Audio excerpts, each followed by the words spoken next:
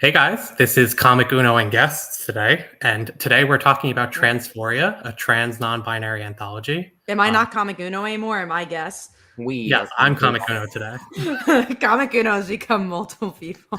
I've always wanted to do the this is Comic Uno intro, so I'm glad I got it.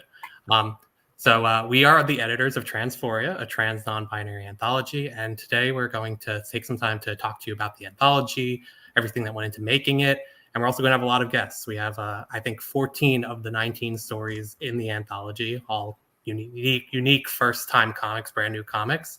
We have 14 individuals or teams joining us to tell us about their process making it. So we'll show you some pages from the anthology before anyone else gets to see them, and we'll dive into why these stories are important and why we made this anthology and what makes it unique. So before we bring in our first guest, we want to take a few minutes to kind of talk about everything that went into making it. So I'm going to pass the baton over to Dan Falco, who is our lead editor on this anthology and who also worked on By Visibility Still By with us last year or the year before. I also do want to add, thank you for almost 20 people watching already. Thank you very much for watching, and everyone in the comments as well. Please leave your comments and questions about Transphoria if you have it. Yeah. Hi, everyone. I'm Daniel. I'm an editor on this, as we just talked about. Like Phil mentioned, I also worked with Kat and Phil on By Visibility Still By 2 years ago now, and we always knew we wanted to do another queer anthology, and as we were discussing like different options, what kind of representation we wanted to see, we really landed on a trans and non-binary centered comic because we knew that there's an audience out there that's not getting the representation that they want, and there's always room for more voices, more stories, and more possibilities for what genres can be represented, what themes can be showed throughout different storytelling. So we're glad that we got like 19 stories with this anthology, and that's a lot. We got a whole lot of different genres and different perspectives, different voices and experiences and identities. So we sorry to steal from you, Dan, but we actually didn't know how long this anthology was going to be when we first opened submissions to get scripts from writers and portfolios from artists. Our anthologies usually vary from 44 to like 100 pages, and I think we actually talked about making this one of our shorter ones, a 40-page anthology. Nice seeing so many people in chat already. 60 people watching this right now, which is kind of crazy. It keeps growing. So thank you guys so much for joining. And you guys feel free to, if you need to ask anything, if you want to ask anything in the chat, we're watching. Yeah. Like Phil said, we started thinking this anthology would be smaller, but the more scripts we read, we were like, we need that in there. We need that in there. We need that in there. So it was a difficult process because there were so many great scripts, but we're so happy with the ones that we're working with and the artists that we got to work with. So we're happy to bring a lot of them on now. Yeah. I think that we're pretty much at Dylan's time, and I think Dylan is in the audience. So we're going to bring in our first writer, who was the writer of Pretend Man in the anthology. Welcome. Dylan Davison. Hello. Thank you so much for joining, Dylan. It's so good to talk to you. Of course. Why don't we start by, why don't you tell everyone what Pretend Man is about, if you want to give your log line. Yeah, so my name's Dylan. I use they, them pronouns. And Pretend Man is a story about a character whose name is Kirby, who is kind of transitioning and figuring his gender identity out, and he's kind of reluctant to tell people, but he ends up in a situation with a shape-shifting creature that kills and takes the form of his co-workers, and it's him trying to survive the night, and he gets to learn some stuff about himself and grow. Absolutely. I have to give you some insider information. Pretend Man was, if not the first script accepted, one of the first 3 scripts that we were geez, I didn't know that. We've been holding it close to our chest to tell you when we were talking to you on here, but we all really loved it. We're all big horror fans, so that you definitely had a leg up right from the beginning, but we also really loved the allegory. I think the best horror always is often allegorical, and really loved the way that you play with the relationship with Kirby to his family, and the ways that he has to kind of hide himself, and then also juxtaposing that against a shape-shifting monster. Can you tell us? Yeah, go ahead. Sorry. What? Sorry, no. Yeah, one of my, when I first started coming up with ideas, I wanted to discuss like my personal experiences with like trying to be the peacekeeper when it comes to gender identity. Like, oh, it's okay if you use the wrong pronouns, or oh, it's okay if you call me boy or man, just because I didn't want to ruffle any feathers. And I wanted to talk about that concept and how terrifying it is to try to like insert your gender identity into other people's lives. And so I was thinking, how could I put that in a horror lens? And I thought, well, what if you're confronted with the self that you're not, And so I was like, well, how can I do that? And I was like, aha, shapeshifters. So shapeshifters are pretty universally used as a savior. But yeah, no, it was just, I popped in my head and I thought, oh, this would be perfect. And I'm so glad you guys liked it. Absolutely. Yeah, and one thing that's super interesting about your story is that, yeah, you do have the to be continued section of it as well. And correct me if I'm wrong, this is your first ever comic, correct? No. I had been published, oh God, I don't even know, like a long time ago, 2011 maybe. Okay. I had a series called Jack the Hunted that was out, and it was from a company that no longer exists, so you can't really find it anywhere. But I had gotten out of writing because I had gotten sick. I had gotten diagnosed with cancer, and so I kind of like, my brain juices went a little numb for a while, and so I was having a hard time finding my voice again after that. And so I worked for a while, and then I saw you guys' opening for this, and I thought, I think that's a perfect end, because I had just, before this project, I had just come out like a year and a half ago as non-binary. And so it was still kind of fresh and new, and I was still doing some fighting with my own identity. So I thought it was perfect. So what made you want to maybe potentially continue this story? Is there any inklings of doing that?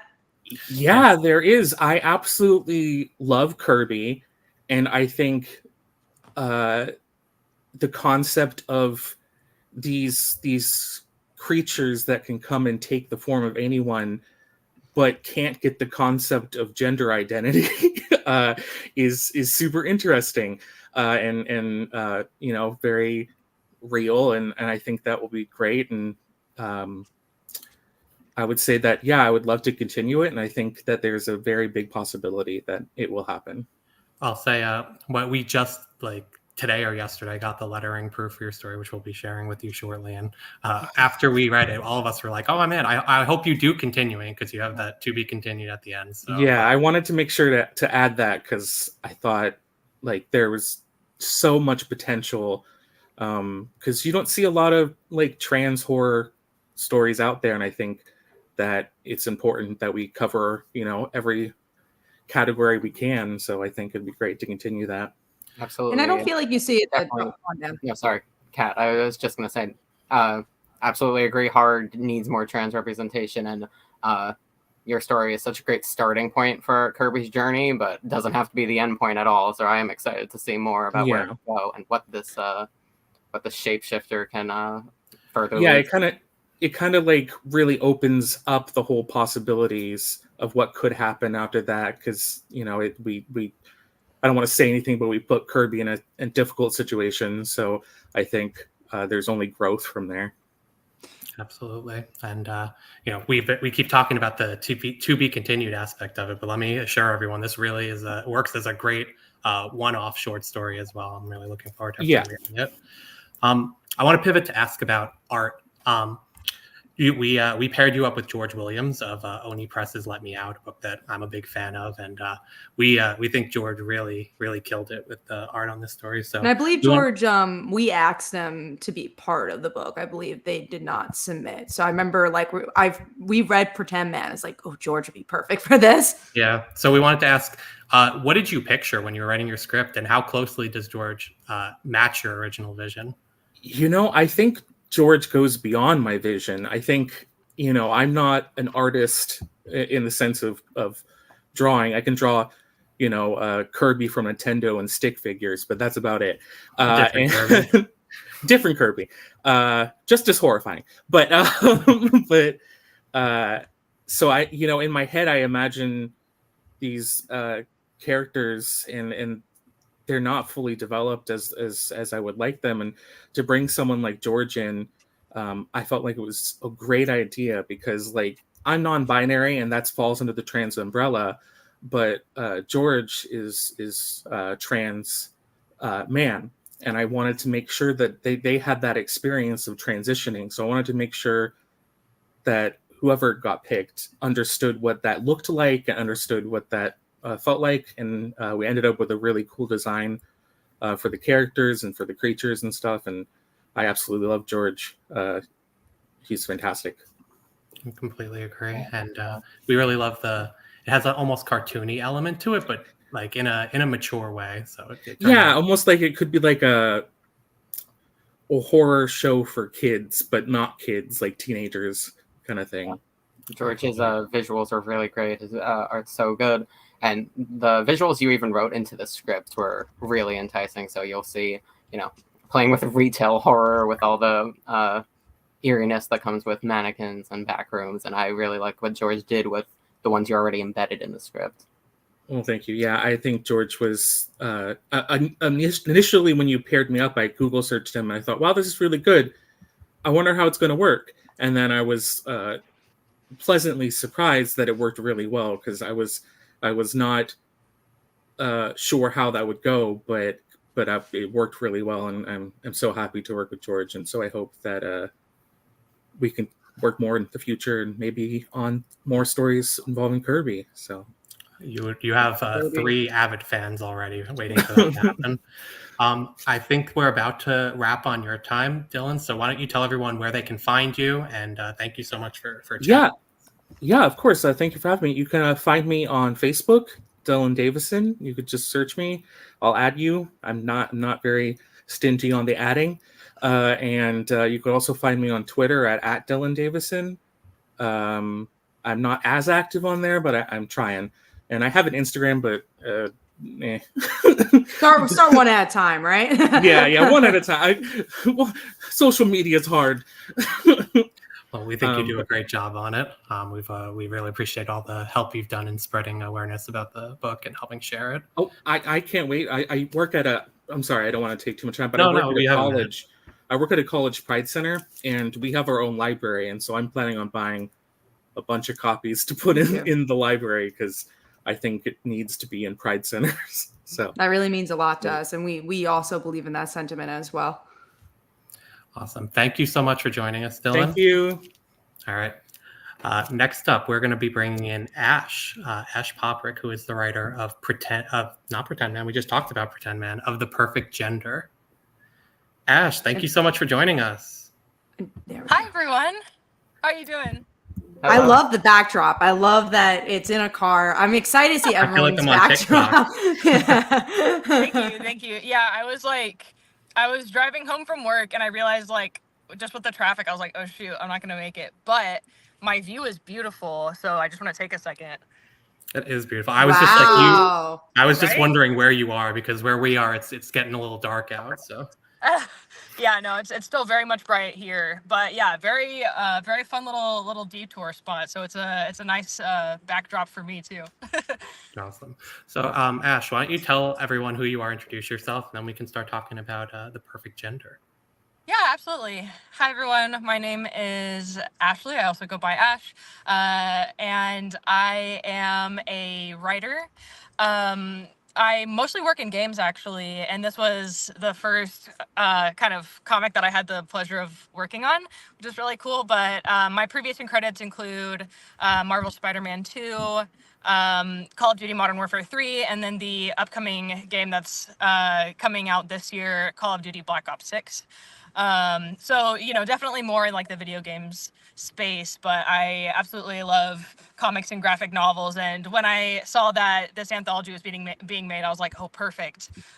Because gender has been like such a honestly such like a complicated topic in my life. I feel like I've had a lot of loved ones that just like are always struggling with gender and like, you know, changing identities all the time and finding new ones.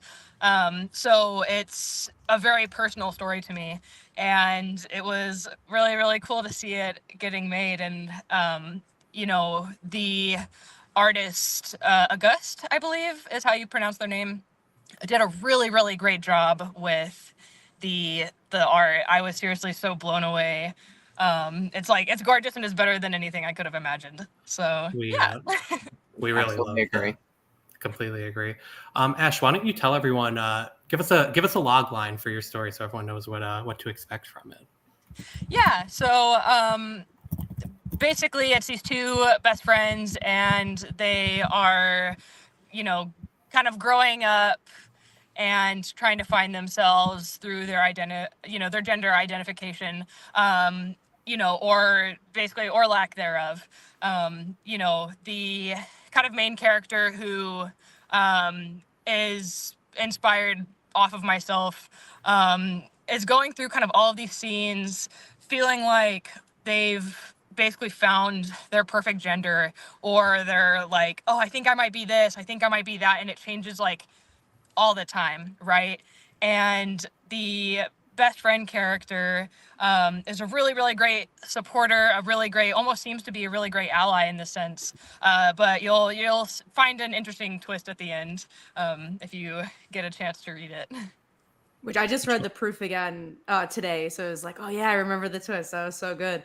How do you feel like, you know, you talked a little bit about your experience in writing games, which let me tell you, my relaxation game is Call of Duty. I don't know what that says about me, but it's like when I want to relax for an hour, I go play a little Call of Duty. But yeah, how do you feel like your experience with gaming has helped you write comics, or just in general this comic book? Yeah, I feel like it's been really useful for me to kind of learn how to write action, especially in like a very tense space. You know, I got to do a little bit of that on Spider-Man 2, but for the most part, I was kind of writing on you know, the scenes where like the characters are talking to each other more, so I didn't actually get to be writing those like super high stakes events. But for this one, it definitely, like, everything felt just like super intense, and as a result, like super, you know, super personal, and there was a lot of drama behind it. And it was the first time that I got to write those scenes. But I think also from like a technical standpoint, you know, writing for games is similar to writing for comics in that, you know, we're trying to tell a story, but we have a very limited amount of like actual words that we can use. So, you know, it's kind of similar as like, you know, the speech bubbles and like the text bubbles and stuff, right?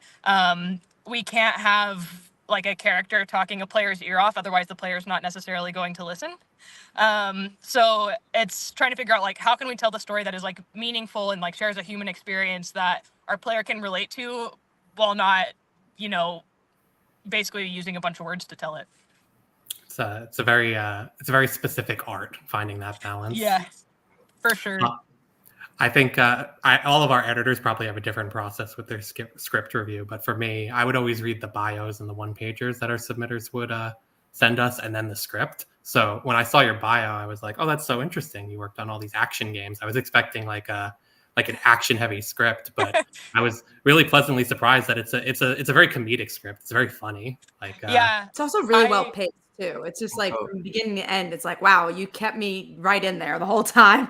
Yeah, I always did the reverse of Phil, where I would read a script and then check out the bio and the one-pager. So I read this great comedic script and then saw the experience you had. So you picking this genre, especially for like a very personal experience, something that could be, you know, more reflective and grounded, taking the comedic twist was definitely made it stand out and was very powerful.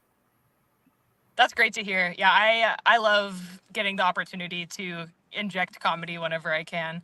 That is kind of one downside, I feel like, of some of these like super actiony games is because they're so focused on what it is that they're doing, they're not necessarily having time to like crack jokes at each other. And so I find myself just like really craving comedy. So it was a really, really nice outlet, and it's I feel like such a powerful way to tell a story, without it necessarily feeling like super heavy. Completely agree. Do you mind if we ask how you found out about Transphoria when you first submitted to us? Did you see it on social media, or was it recommended from someone? Yeah, weirdly enough, I think I might have followed one of you on Blue Sky.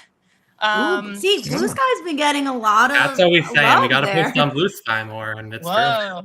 True.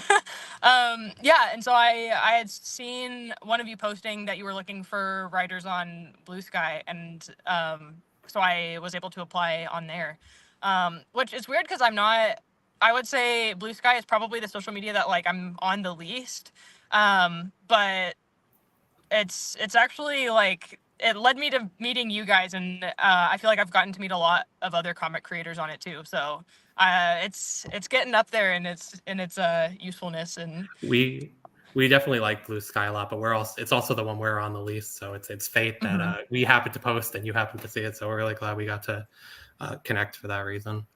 What do you think is the thing you hope the most that people take out of your story? Is there a particular lesson you hope people learn, or a identity / experience that not everyone might be aware of, like that you hope they'll learn reading your script? Yeah, absolutely. I feel like the biggest thing that I wanted to convey is that you're not necessarily going to have the answer. I feel like a lot of people when they're trying to find their identity, like it's a struggle. It's not just oh, hey, I wake up one day and all of a sudden I'm trans and I know exactly, my pronouns and how I identify and like who I'm going to be in this gender space. There's so much nuance that goes into gender, and maybe you think that you're one thing. I mean, for me, when I was in high school, I thought that I was a trans man until I had been called sir, and I was like, now hold on a minute. And yeah, and I realized, which is in your story as well. There's a little scene in there as well that you mentioned. Yeah. So all of those were kind of like vignettes that had kind of like been in my own life. So gender is like it's not a concrete thing, and you have the power to change it and change how you feel. Your identity is not a one size fits all thing for the rest of your life. Completely agree, and we think you did such a fantastic job telling that story. We have to wrap up now with you, but it's been so nice chatting. Why don't you tell everyone where they can find you? Awesome. Thank you so much for having me again, seriously. And working with you guys has been really, really lovely. You can find me. Thank you. I can be found on Instagram or Twitter, Blue Sky. All of them, they're the same username. It's just my name, Ashley Poprick. And you can find me on there. I also have a website, it's ashleypoprick.com, and I have like a little contact button. So if you have, an email that you want to send to me, that's always a place to put it. But yeah, seriously, thank you so much for having me. And I can't wait for you guys to experience my story. Thanks so much, Ashley. It's been nice talking to you. All right. Bye-bye. Bye. All right. Next up, I believe we have Brent Fisher and Megan Huang joining us. Hi. Sorry. Hi. Seamless. I'm so glad to have you guys on. We've our first, been wanting to work. Creative team. Yes, our first writer and artist. Brent, we've been wanting to work with you for so long, and Megan, it's been so great working with you again after the first By Visibility. Why don't we start by letting you guys introduce yourselves to the viewers? So, Brent, if you want to go first, and then Megan. Yes, my name is Brent Fisher. My pronouns are they, them, and I am a comic writer, editor. I try to publish things every now and then, but I follow in your footsteps a little bit, and I'm just happy to be here. All right, so I'm Megan, and I'm a comic artist, Canadian comic artist, and yeah, my pronouns are she, her, and my phone is vertical, so I look like such a noob, but that's fine. Yeah. Yeah. We hadn't even noticed. You're fine. Okay. How did How did you guys connect for this? Because you guys are actually one of the only pairs that submitted as a team, and end up becoming a team for the book. So I would love to hear how you guys connected for this one. So I think Brent and I, we were talking, right? And we wanted to do something together. And I was like, oh, like I got an email, and I don't know, I didn't know what to do with it for this anthology. And I was like, do you want to write? And they were like, yeah, sounds good. Like, yeah, let's do it. And when, and everything, when we got the ball rolling, everything just flowed, it was great. Yeah, we definitely loved seeing your process and seeing the story come to life, which I think was one of the first ones that was finished. You guys, you worked really quickly on it. I think so. Why that don't we, and the exception, I think, were the two first ones yes, we'll were have wrapped. The exception later on. Either Brent or Megan, if you want to tell everyone what your story is about, something borrowed, something true, while I show. I'll let Brent go. Yeah. I'll do a little bit, and then I'll hand off to Megan for any thoughts that she may have in the execution thereof. But the something borrowed, something true is based on a core premise of what I believe in terms of my writing. It's a two-pronged thing, one general, one specific. The general is that I believe storytelling is a conduit of contextual communication. What does that mean? It means it's a way of people to help understand each other who might come from different perspectives, different ideological positions, different points in life. Stories are a binding agent that stretches back all the way to antiquity. It's one of the few birthrights we have as a sapient species. It preserves memory, it articulates thought and feeling, and it helps us understand each other. I think if there was that quote from Contact, which was, "Math is the universal language of the universe," and I think stories are the universal language of the soul. And in terms of this story, on the kind of more granular level, I believe in stories that involve unconditional love and reconciliation. I know that there are times in our lives where sometimes relationships are damaged beyond repair, and there's always you can't treat any one person's experience as a monolith. But what you can do is create a scenario where somebody can look at something and say, I see a bit of themselves in it, and maybe it creates a dialogue, maybe it opens a door. And I think there's nothing more powerful and healing and wondrous as than learning to understand where someone else is coming from and what they're feeling, and from something as experiencing someone else's joy to when we fail someone that we love. And there's a lot of failure, in everyday life, let alone the queer experience. And I think that I wanted to tell a story about a father who left a family, and he screwed up, and he wanted to figure out a way of reconnecting, but he could never find it. And then this opportunity came up with the wedding. And I only had so many pages to work with, but I wanted to communicate certain core principles of that kind of communication that could happen when there is a communion and a reunion of some sort. And that's the core premise: a prodigal father reconnecting with a transgender daughter when she extended an invitation to her wedding. And it's deeply personal to me for reasons, I think anybody's imagination can go into in terms of the spaces of identity and the journeys we take. But that's kind of what I was shooting for. Absolutely. It's a really beautiful and cathartic story. I think,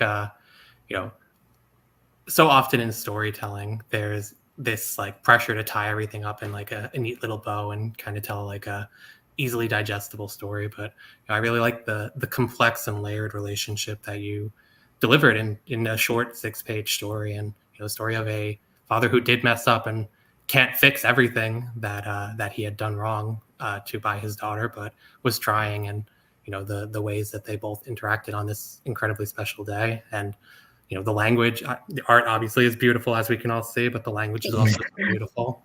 Yes, it's a poem, which I don't think we've ever featured something that's so directly poetic in one of our anthologies. So that was. I want to mention one more thing: is that I was a poet first for many years before I got into comics, and so prose to me is a very powerful instrument and it translates very well into a visual medium, because a lot of my poems were narration based. One of my greatest inspirations was Dylan Thomas. A lot of what I write is meant to be read aloud, but reading something aloud is also a very tactile, storytelling based kind of methodology, and so that's why I kind of fell in love with that synthesis. But I want to pass it over to Megan, because I want to know what Megan's thoughts were in translating prose in that way. I don't know, like, when you sent me your first draft, even, like, I was like, I think I said I cry, you know, it was so nice, you know, and it was extremely moving to read that, even though I think the direction the anthology wanted to go in was have the transgender person be the hero, which this story didn't really do that. But I'm glad it got accepted regardless of that little factor, and because I think it's a great story, and I I think it's really well written. And Brent sent me all these like little like notes and stuff, and edits, and I was like, okay, I think it's perfect. Just relax. Like, I think we can just, I think you've done a great job. You don't need to, add any more. It's perfect. It's wonderful, and I think people are going to really resonate with it. Yeah. Completely agree. And digging in a little more to your point, Megan, we also thought it was refreshing seeing the kind of shared perspective. We start from the perspective of the father character, of this character, and then as the story goes on, we also get monologue and the voice of his trans daughter. So I thought the blending of perspectives was particularly refreshing with the story. We always like having different perspectives and different walks of life featured. So it was an intentional subversion, but I'm glad that you saw what I was trying to go for. You can't have reconciliation, you can't have change without all of the voices in the room if they're willing to listen. The balance of the two really felt like the emotional core of it, and the way that they come together and blend and work together really struck an emotional core for us. So we really did appreciate this script, and agree with Megan. It's easy to micro edit your own story, but we love the script from the beginning. And we always say when we're editing our stuff or editing other people's, you never want to edit so much that you kind of lose what the original was. So I'm glad that you kind of kept that raw material, because that's always the best stories. Like, I'm not saying draft one's always the draft that you should go with, but don't finagle so much where you kind of lose what you were trying to go for. Absolutely. I mean, Brent, you did a great job with that, though. I don't think you overworked it or anything. You did a perfect job. Yeah. 100% agree. I know we're on time, so I'll start talking about where I'm from and where you can find me. One more thing, for the Dylan fans out there, Jack the Hunted can be found issues 1 through 5 in one set. It's available on eBay right now. Just putting it out there into the universe. There we go. But you can find me at brentfisher.net. Everything kind of explodes from there. I'll keep it short. Excellent. Me now, or okay. You can find me at on various socials, so Instagram, Twitter, Blue Sky, and I'm probably going to make a Kara account, but for the most part it's at Megan Wong 5 across platforms. I think Blue Sky is a little bit longer. I don't know, they have a longer username thing, but that's where you can find me. Yeah. Great. Thank you both so much for joining. It's been so nice talking to you both and working with you. Thank you guys, and thank you, Megan, for everything. Oh, well, thank you. You gave me a great story to work on. Awesome. Next up, we have Ben Kahn. So I'll let Kat bring them in. We were actually on a podcast just last week with Ben on Transcending Comics. So good to get to talk to you again. Yes, long time no see. Thank you for hosting this live stream event. It is so wonderful being here to tell you about Transphoria and the close enough abridged tale of how I learned I was non-binary. Ben, I got something I got to tell you. I manage all of our stories, all of our coordination in Excel, and because of your long title, my Excel column is like this big, and then everyone else is like this big. Oh no, you're killing me.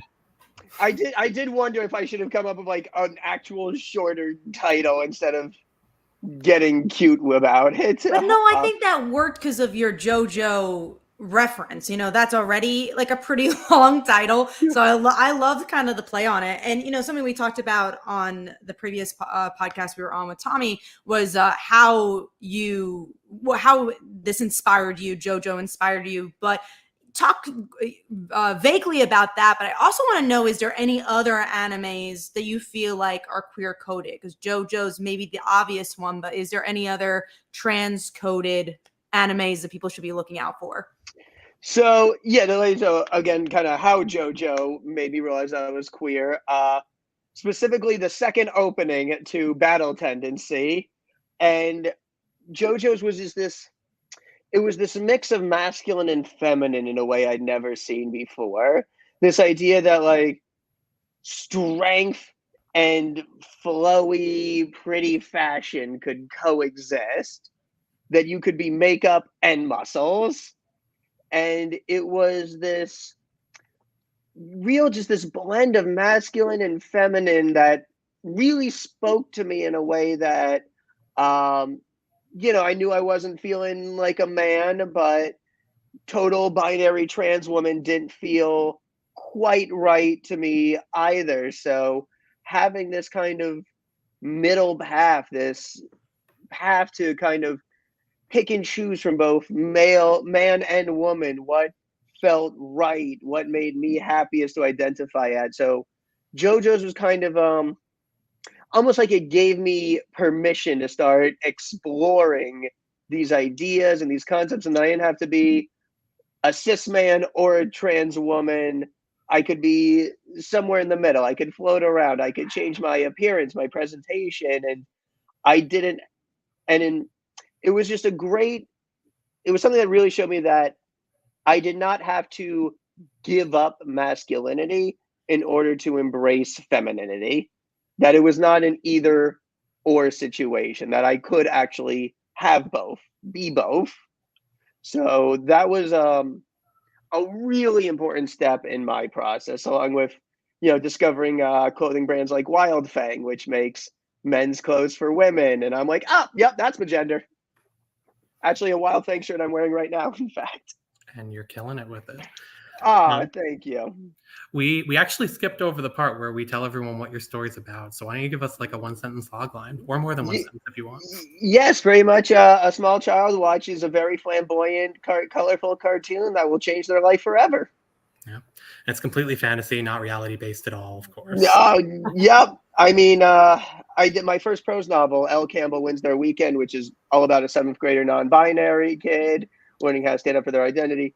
And the dedication was to everyone who found themselves in stories.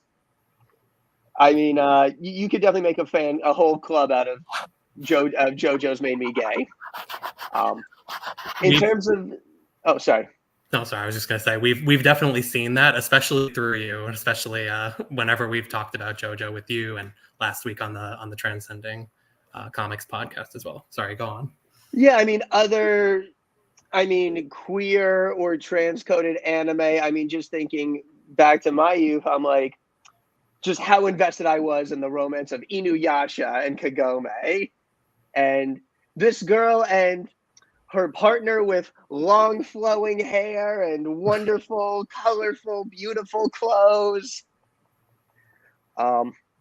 Yeah, I mean, there's a lot of great lessons to be learned from these. Like, it's not just punch 'em ups. I mean, it's like superheroes, the way shonen, like that's something both superheroes and the best shonen anime have in common, is that their fights are always metaphors for something. It's philosophies or people advancing as just people, and that being made literal through the art of punching.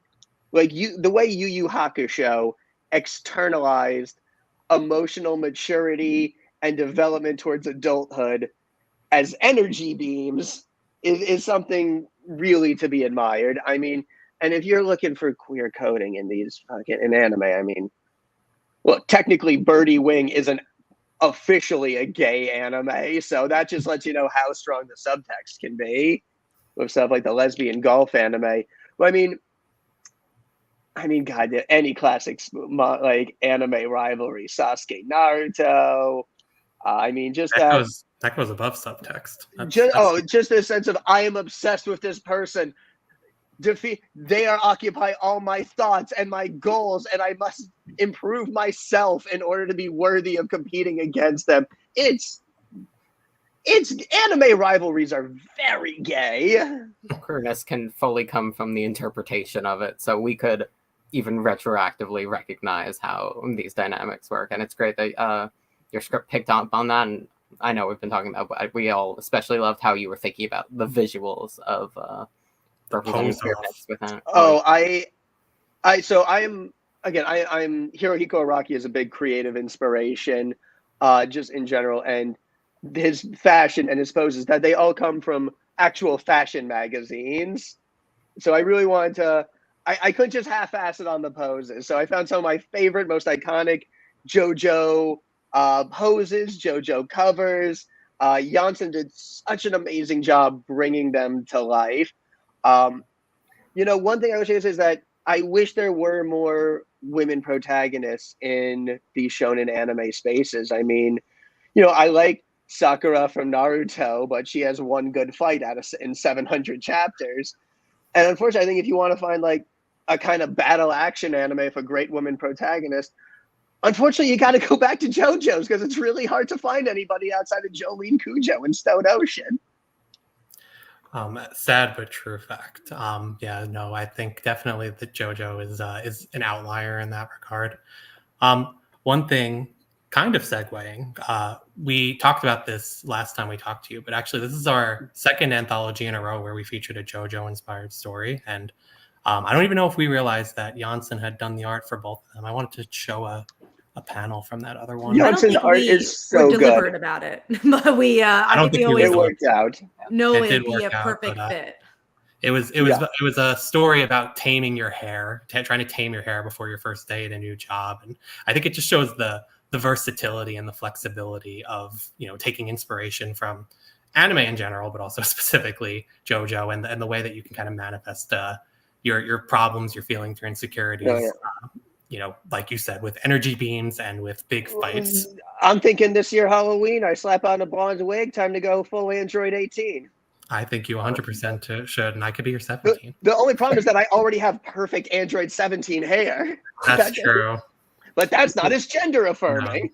No, but you know what? There's probably 2 Halloween parties. You can try to maybe dress up as you should do half and half down the middle. That too. If we have time, I do have a fun little cosplay story where one year I went as John Constantine, and the first day I had a big blonde itchy wig. I'm like, I'm hot, I'm itchy. Fuck it, I'm gonna be black hair John Constantine. It's close enough. It's fair. What I not realized is that black hair John Constantine is just Castiel from Supernatural. You just do the blue tie. After the 5th, like, whoa, great Castiel costume, I stopped going, huh, who's that? I've never seen Supernatural, and just started going, thank you. I did intentionally do a Castiel costume today. You gotta carry a cigarette for Constantine, and then people will be like, oh, there something's off. I did have a pack of cigarettes, so I could always have one, yeah.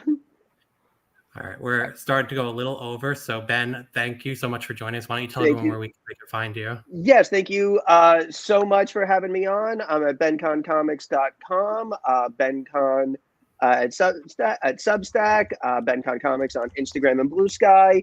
I will be at FlameCon this August in New York, and I have an upcoming graphic novel coming out in January from Oni Press called Mr. Muffins, Defender of the Stars, about an adorable corgi prophesies to save the galaxy from evil aliens. That's the easiest sell I've ever heard. Thank you so much for joining us, Ben. So thank you. Next up, we're going to bring in Kelly, who is going to be telling us about The Risk. Hello, I'm so glad to be here. So glad to have you. Why don't you tell everyone who you are and a little bit about your story as well? Sure. My name's Kelly Ohanessian. I'm a journalist and editor, and I'm dipping my toe into fiction writing. My story was inspired by something that happened to me and then gets quite fictionalized after that. as a someone who's beginning transition goes to their normal board game group, and people start noticing something different before they've actually announced they're transitioning. And so we see what happens over time amongst the group as they continue their transition. Something that's really interesting is that we actually had 2 gaming stories in this anthology that we did not expect. But one thing that made it very easy to accept both was that yours is based on tabletop gaming. How do you feel like the culture of tabletop gaming is different than your not regular, but like other video games? Yeah, like MMOs. I think they're pretty similar. I think everyone who plays both is quite geeky. Of course, there's a side to video games that's more like bro culture, shooters and, frats and all that, college players. But I think geeks play both. Board games maybe tends a little more cerebral. I don't know. I play it all, so I'm all there for all of it. Us too. One thing that, like Kat said, we have 2 gaming-related stories that are very different and very unique. But one thing that I think is very interesting that kind of unites them is the aspect of community. And in the case of your story, and the case of The Risk, it's about how a group can change over time. A group can change and evolve, or in some cases, devolve over time. And we really enjoyed how your story spans over time, over I think probably 3 or 4 years, but possibly even more.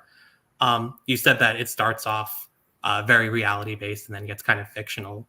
Do you want to, if you're comfortable, dive in a little more into 100%. That point? Pretty much a month into my transition, when only really 2 people knew about it, my wife and my best friend, I got my ears pierced. And so when I went to my gaming group with my pierced ears, people noticed, and it started to get some comments, some positive and some negative.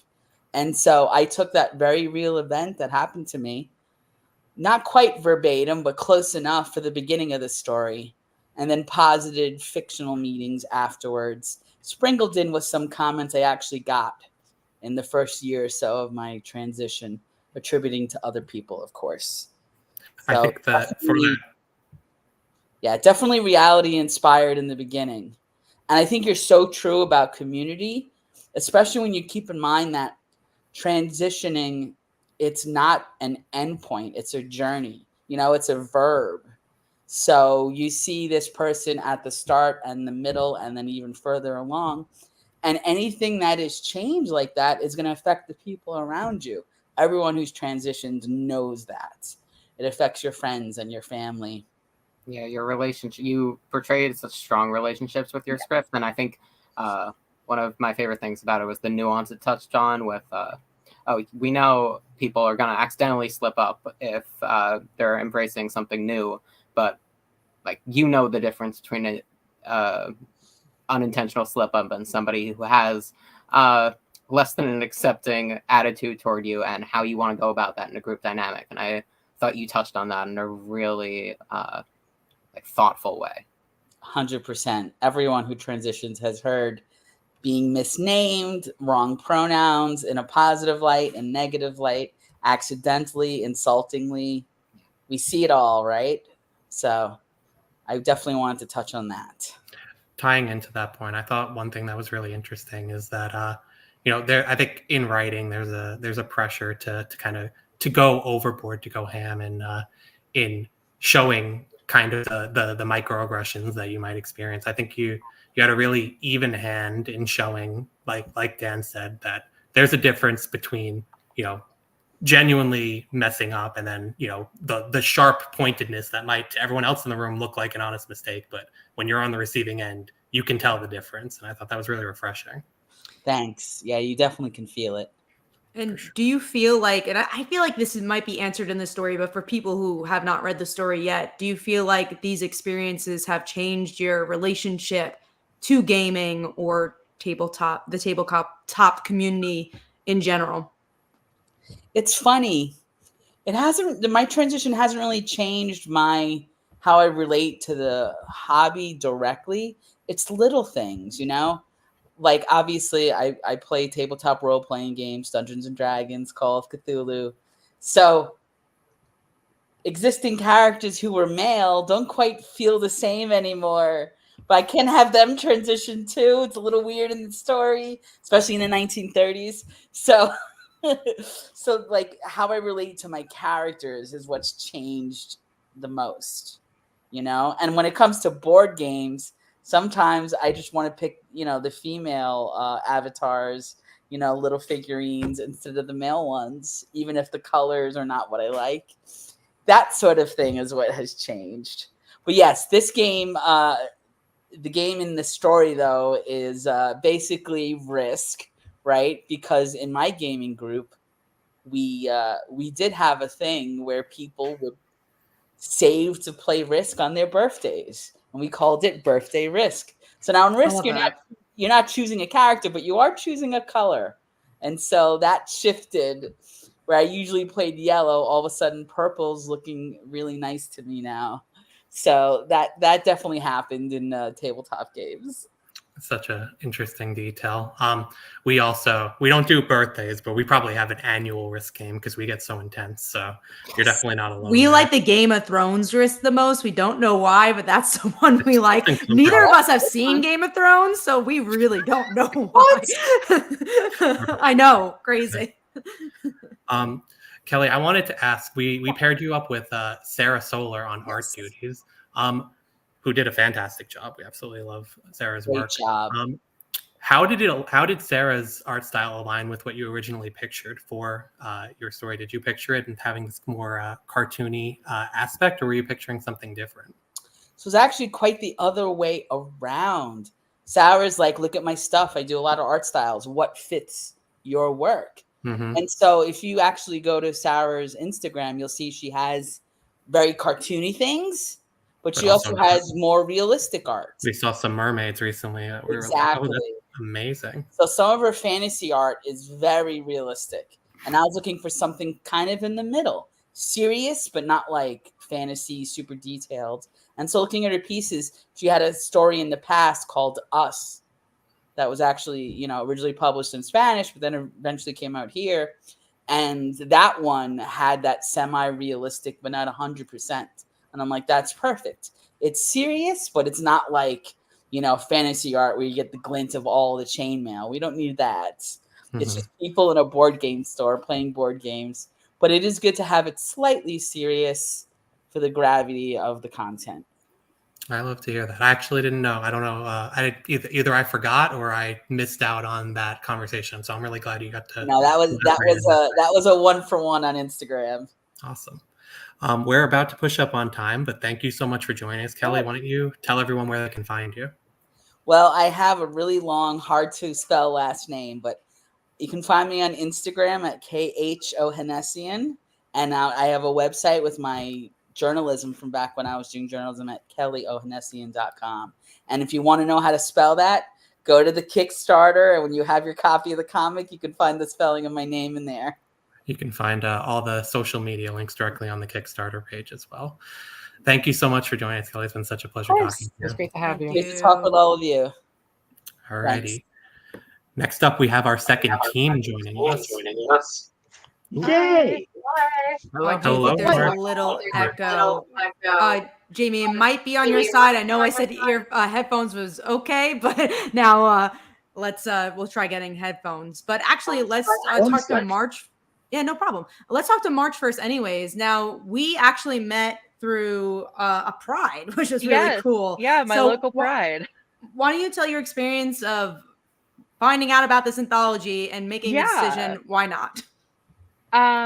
So I graduated from my illustration program in 2023. So I was fresh out of art school, and it was actually a week after I got top surgery.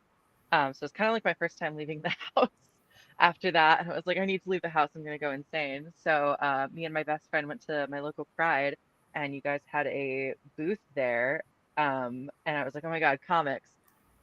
Because that's been my love like my entire life. So we were chatting, and I was like, you said something like, well, we're doing an anthology about like trans people and trans experiences. And I'm like, well, I'm trans and I do comics. So I was just immediately like completely on it. And yeah, I followed all the social medias and like kept an eye out for it. And then honestly, I was really nervous to apply. Because like I'm like such a baby in the industry and like I don't know what I'm doing. So, but I was like, I just have to do it. And then I did, and I got in, and it was awesome. It definitely didn't show that you were a baby in the industry. We Oh, always, good. when we go to these prides and these cons, and we tell people, "Oh, apply to our anthologies," we're always like, "I wonder if anyone's going to do it," and we're so glad you did. And We're always Yes. hoping they will. And Yes. honestly, no bias either, because something we try to do when we look at submissions, especially art submissions, try not to look at the name or be like, okay, how do we, or the bio. We just kind of look at the Yeah. art. So your art really spoke for yourself too. absolutely. That really Jamie, are we good now? Do you helps. want to intro think yourself so. as well? You're all Yeah. set. Hi, I'm Jamie. My pronouns are she and they. I'm a writer. I'm a occasional speedrunner and volunteer with Games Done Quick. And theoretically, I work in IT as my day job. So this was actually my first comic script that I submitted and got published. So that was Many really hats exciting. though. So now comic writer, many, many great hats. I like theoretically Yeah. IT. That's fine. Yeah, it was the first for both of us too. Yeah, and I gotta say, That's like true. on the baby thing, you banged out pages like a machine. Yeah. Like every time we talked about a note or a change, like I would see something the next morning. You're It's crazy. the ADHD. You've got this. Okay, yeah, true. It's my superpower. But Yeah. still, Thank you. That really punches my imposter syndrome in the face. So I appreciate it. Man, you guys are throwing out try. one-liner after one-liner. I Yeah. like theoretically IT, you punch imposter syndrome. It was a great team Jamie. too. Your art matches so well with the script that Jamie was able to give us. Yeah, it felt like Absolutely. such a natural fit. It really did. Like I was so excited reading the script. I'm like, this is so perfect for what I do and like what I like to do. So I felt really good about it, the whole thing. It was And that's a kind of great- fun on our side too, because we're just like we try to match, because most of the time we are matching the artist with the writer. So it's always like, okay, which style works for this, which style works for that. And we actually usually pick the artists before we even know which story they're going to. It's like, these are artists we want to use, and then we kind of team them up, which is kind of fun. Yeah, it usually works out too. Jamie, and then March, you can jump in with your perspective as well. Why don't you tell everyone what Bouquet is about? so Bouquet is a story of a trans woman who was in a previous relationship that ended very badly. It was actually a marriage. But she is now living a better life for herself and with her partner, Alex. And they're cleaning the house when Alex runs across her old wedding album. And Liz isn't quite sure about going there, but Alex helps her kind of reclaim that day, reclaim those memories, and maybe dream a little bit about the future.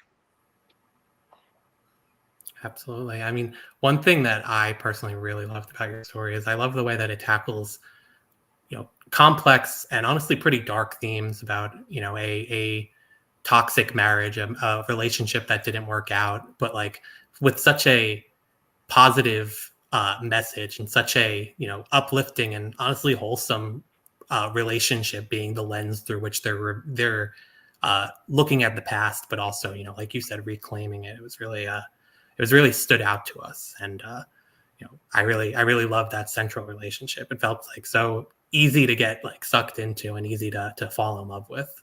Yeah. I want to highlight, just the power of the juxtaposition you see in the script and then in the art, like Phil mentioned, the intenseness and darkness that come with the memories, and then the warmth of this like domestic present we're living in. It's a very strong and very powerful delivery of a great script. And special really credit, is.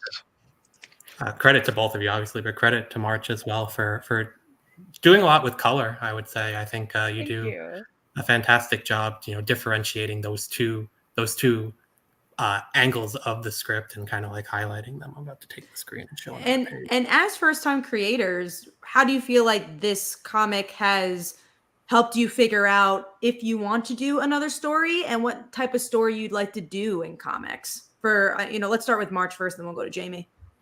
I I mean, this was such a positive experience for me, genuinely. Like, I feel like I was paired with a great writer. Jamie's been amazing and so supportive the whole time. And the editorial team has been so nice as well. So I mean, I feel very good going forward. This is very much up my alley. I love things that are, if not autobiographical, like semi-autobiographical, or like kind of just based in real feelings, at least, even if like the story isn't real. I love things that have to do with like healing through like relationships and like healing from trauma. So that's a lot of what I like to work on in my personal work, and I'm kind of working on this big personal graphic novel project that hopefully I'll eventually do something with. That's kind of similar feelings of like how to heal by connecting with other people. So I feel like that's kind of like the direction things are going now, and I feel like this was such honestly a very like reassuring experience. Makes the whole idea of a career in comics feel a lot less scary, is what I would say. If it's half as, nice as this experience was, I'm much less intimidated. I'm glad it was such a good things. experience. Oh, sorry. No, you're good. I just said I'm glad it was a good experience. Go on. Extremely positive. Yeah, I cannot say enough about how awesome it was to work with March. They really delivered, and I think just about every time I had an idea or I had to put something in the script, he took a look at it and said, "Yeah, I got this," and just made it come to life. And I am really lucky for that. I'm really happy with the experience. I cheated like crazy because I have comic book collections at home from Neil Gaiman and Peter David and a few other people that had like They have the script script in the samples in the back. back. I know exactly. Yeah. I have them too. I'm That's a big not Sandman cheating. fan. Yeah. That's learning. That's right. So I definitely tried to set my pages up in the writing to help by using those as a guide, but I would love to do more comic projects. I think it was a really rewarding experience. And, if somebody's got an idea or somebody has a story that like somebody helped them tell, you can find my email in my inbox once we tell people where we're at online. Love to hear that. I have a really important question for you, Jamie. Maybe the most important question in this whole stream. Is Patches a real cat? Patches was a real cat. And ironically, March actually nailed the color. I've always been a cat person. Patches was a cat that I decided to borrow for the story that I'd had when I got out of college, and she was with me for about 12 years. And I just wanted that like torty troublemaker calico kind of curious energy there. And it was really lovely to see how March colored her in and brought her to life. As a fellow cat lover who grew up in a house with 7 cats, I'm a sucker for a good calico. So Patches is super adorable, and I'm glad you're able to honor them in that way. Mm-hmm. We're pushing up on time now, but it's been so great talking to both of you. Why don't we let you tell everyone where they can find you? We can start with you, Jamie, if you're okay with that. Yeah. So I am on Twitter and Instagram as at Jamie, JAYMIE Wagner, WAGNER. My writing is on Amazon, and I'm published through JMS Books. You can also get stuff directly off their website. And I occasionally stream on Twitch at BZ Archer. It's a really long story for the handle. I don't want to take the time to explain right now because, we should be giving it to March so that he can talk about where he's at. Yeah, I mean, I'm on Instagram, and that's kind of it. It's this one winter, all one word, no other characters, just letters. And then I also have a website, thisoneWinter.com, where I post my illustrations, comics, things like that. Yeah, that's it for now. I might get a Blue Sky though. I'm hearing good things about it from this stream. I think Blue Sky Comics for sure. Go join. We've only heard good things, and we had one of our creators actually find us through Blue Sky, so we see the power of Blue Sky as well. I'm definitely I have one. considering I just joining. don't share because I say fuck a lot. So, I think that's okay. I think you're allowed to do that on Blue Sky. Thank you both so much for chatting with us. It's been a pleasure. Next up, we are going to be bringing in Thank Akil. you. Thank you, guys. We're going to be bringing in Akil, who worked on the story Jay. Hello, Akil. Thank you so much for joining us. Hey, how are you doing? Very good, thank you. Good. Why don't you tell everybody who you are and also what your story's about? Yeah, so I'm Akil. My pronouns are he, they. I am a cartoonist, a dad, a math teacher. And my story, Jay, is about a nine-year-old non-binary boy. I'm sorry, 9-year-old non-binary student whose classmates are, continuously misgendering them and using the wrong name, and the frustration starts to build up until they really just can't take it anymore. And that's kind of where the story begins, and then it goes on from there. Now, you mentioned you're a math teacher. How did your experiences in the classroom affect this story? So actually, so Jay is the protagonist of this story, but a lot of this came from my experiences as a teacher. I came out as non-binary about 3.5 years ago, and when I did, I came out to my students at the same time. And so every year at the beginning of the year, I tell them my pronouns are he, they. Jay's in the story are just they, them, but mine are he or they. And I always tell them, I'm comfortable with either one, and which is true. But as time goes on over the years, more and more students have started to use they, them with me. And, like I said, I've always said, like, I'm fine with either one, but like the feeling, that I get when these students use the they, them pronouns with me, it's just like, it just fills me with this real joy. And I wanted to make a comic that kind of like got at that feeling of like having your gender affirmed, having your whole self affirmed. And so, that when I saw the list for this, I'd had this idea for the script rolling around in my head, but I hadn't really put it together. But when I saw, this, you're looking for stories for Transphoria, I was like, I have to write the script now because it just seems like exactly. It was really powerful, and we really liked the perspective you took. Trans stories, a lot of the time, they involve the different, representations of how you deal with your family, and we thought this was a really powerful family story and a real showing of love. So how did that play into both your role as a parent and as a teacher? How did they blend to write the script? Yeah, I mean, so like I said, the story starts out with Jay getting misgendered and all these frustrations, but then it has a happy ending at the end. Spoiler alert. And that came from a lot. I also have a lot of trans and non-binary students, and likewise, I can when I or other teachers gender them properly, call them by the right name, sometimes I can see that light in their eye that I recognize for myself, and it just feels so good. And as a parent,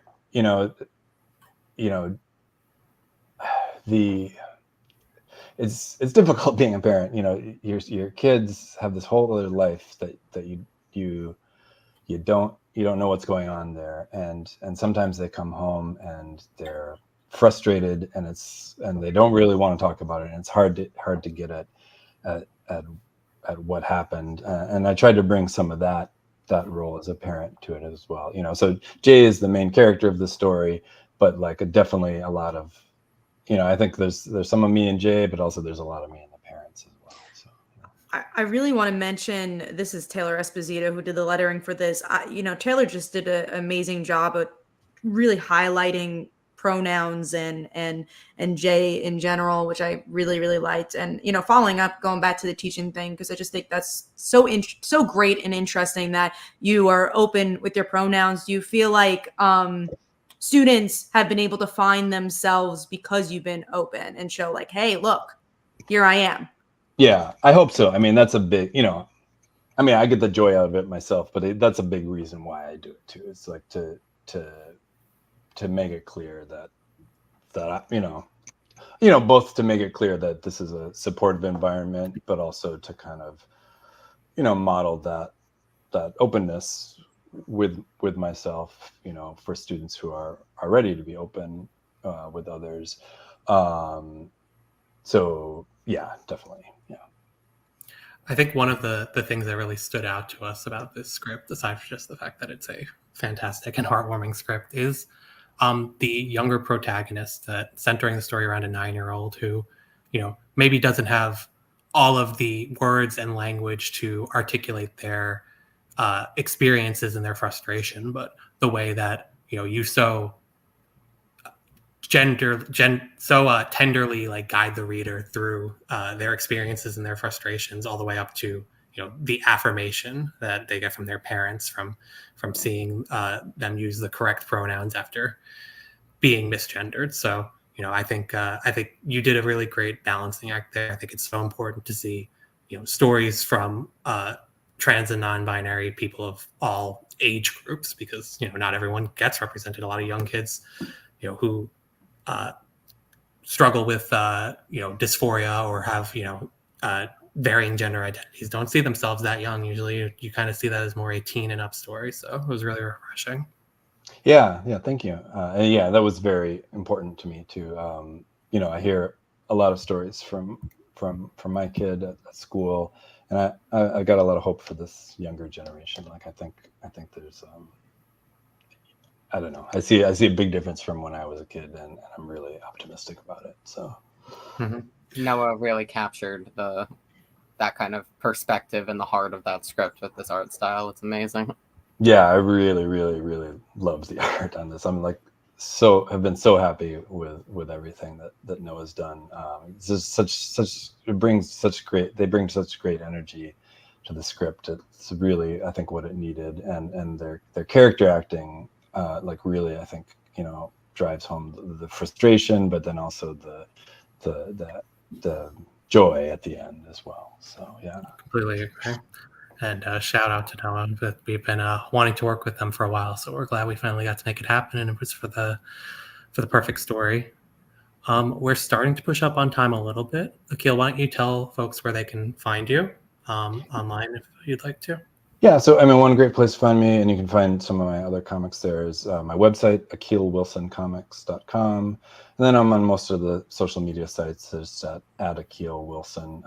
I spend more time on Blue Sky, but I'm on all the other ones too. We should be paid for Blue Sky for tonight's stream. On the stream tonight, but I know that shows that we have to be more active on Blue Sky as well. I think there's a pretty good trans and non-binary community. Oh, definitely, yeah. Trans and comic people. It's great over there. You should all join. That's our whole lives. Yeah. Thank you so much for chatting with us, Akil. It's been great working with you. Thank you so much. Thank you. Thank you. Bye. Up next, we have Thaddeus Kramer, who is in the waiting room. Yes. Yep. Perfect. It's actually perfect timing. Awesome. Thank you so much for joining us, Thaddeus. We're so excited to talk to you, and we love the flag in the background. Perfect. Thank you. Why don't you tell our listeners who you are, and then we can also dive in and talk a little bit about your story, and you can tell everyone what it's about. Sounds good. Sorry, audio. Sorry, oh shoot. Hang on. Sorry, I'm getting some feedback when I've got.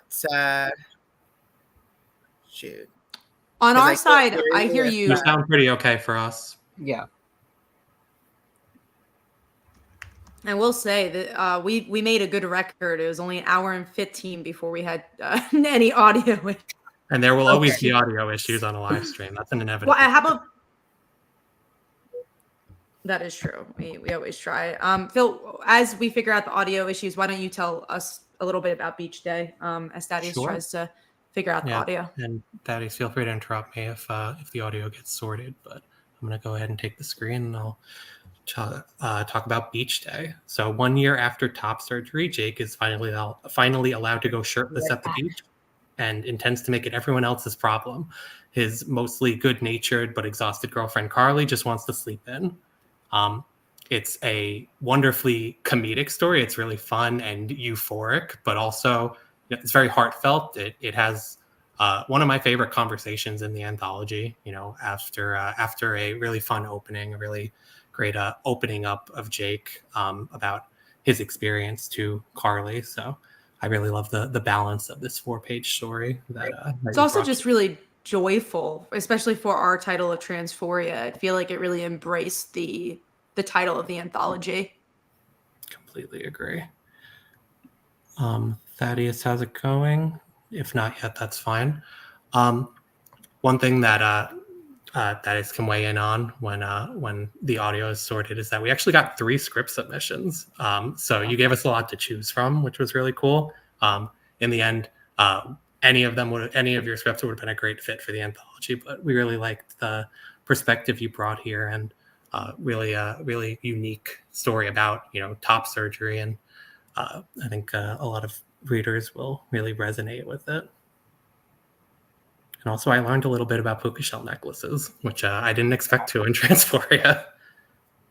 That was my biggest expectations, was to learn more about puka shells. Stay tuned for next year when we do puka shell Euphoria, which will be our next anthology. Beach Day started out like as such a fun and comedic script, but it really does delve into the euphoria, the journey you go through, where you're finally getting that kind of control and embracing of yourself. So that is what I was most looking forward to when we were starting to get the art for it, and I thought that was really well captured with Jack's work. Yeah, Jack really brought it, just like all of the artists and writers did for this anthology. We really enjoyed working with everybody, which was really cool. Have you been able to hear us okay? Hey. There we go. Are you good with audio? Yes and no. So I'm hearing everything everyone's saying, but I'm hearing it like 4 times on top of each other. Wow. So I hope no one else do is my here. best to follow along. If anything, maybe come back and in. Sometimes that helps. I would go out of the StreamYard and then come back in, just refreshing the URL or changing the browser. Sometimes really helps. But let's show. I think we showed some pages from Beach Day, or did we not do that yet? I figured it out. It's because I was okay. I had the stream open in one window. And perfect. All right.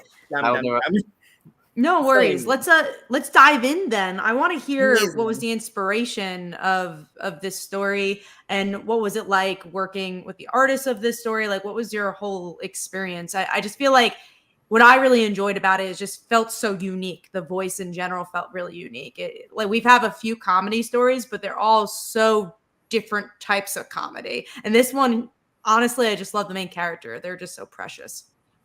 Well, thank you so much. It's very much based on personal experience. I'd be lying if I said Jake isn't a little bit based on me and my experiences of just, getting top surgery. I got it about, has it been 2 years? I guess it's been 2 years now that I got my top surgery, and just experiencing that joy. I mean, also we tried to include it in a background detail. I'm not sure if it will be visible in the finished product or not, but Jake is meant to have ADHD like myself.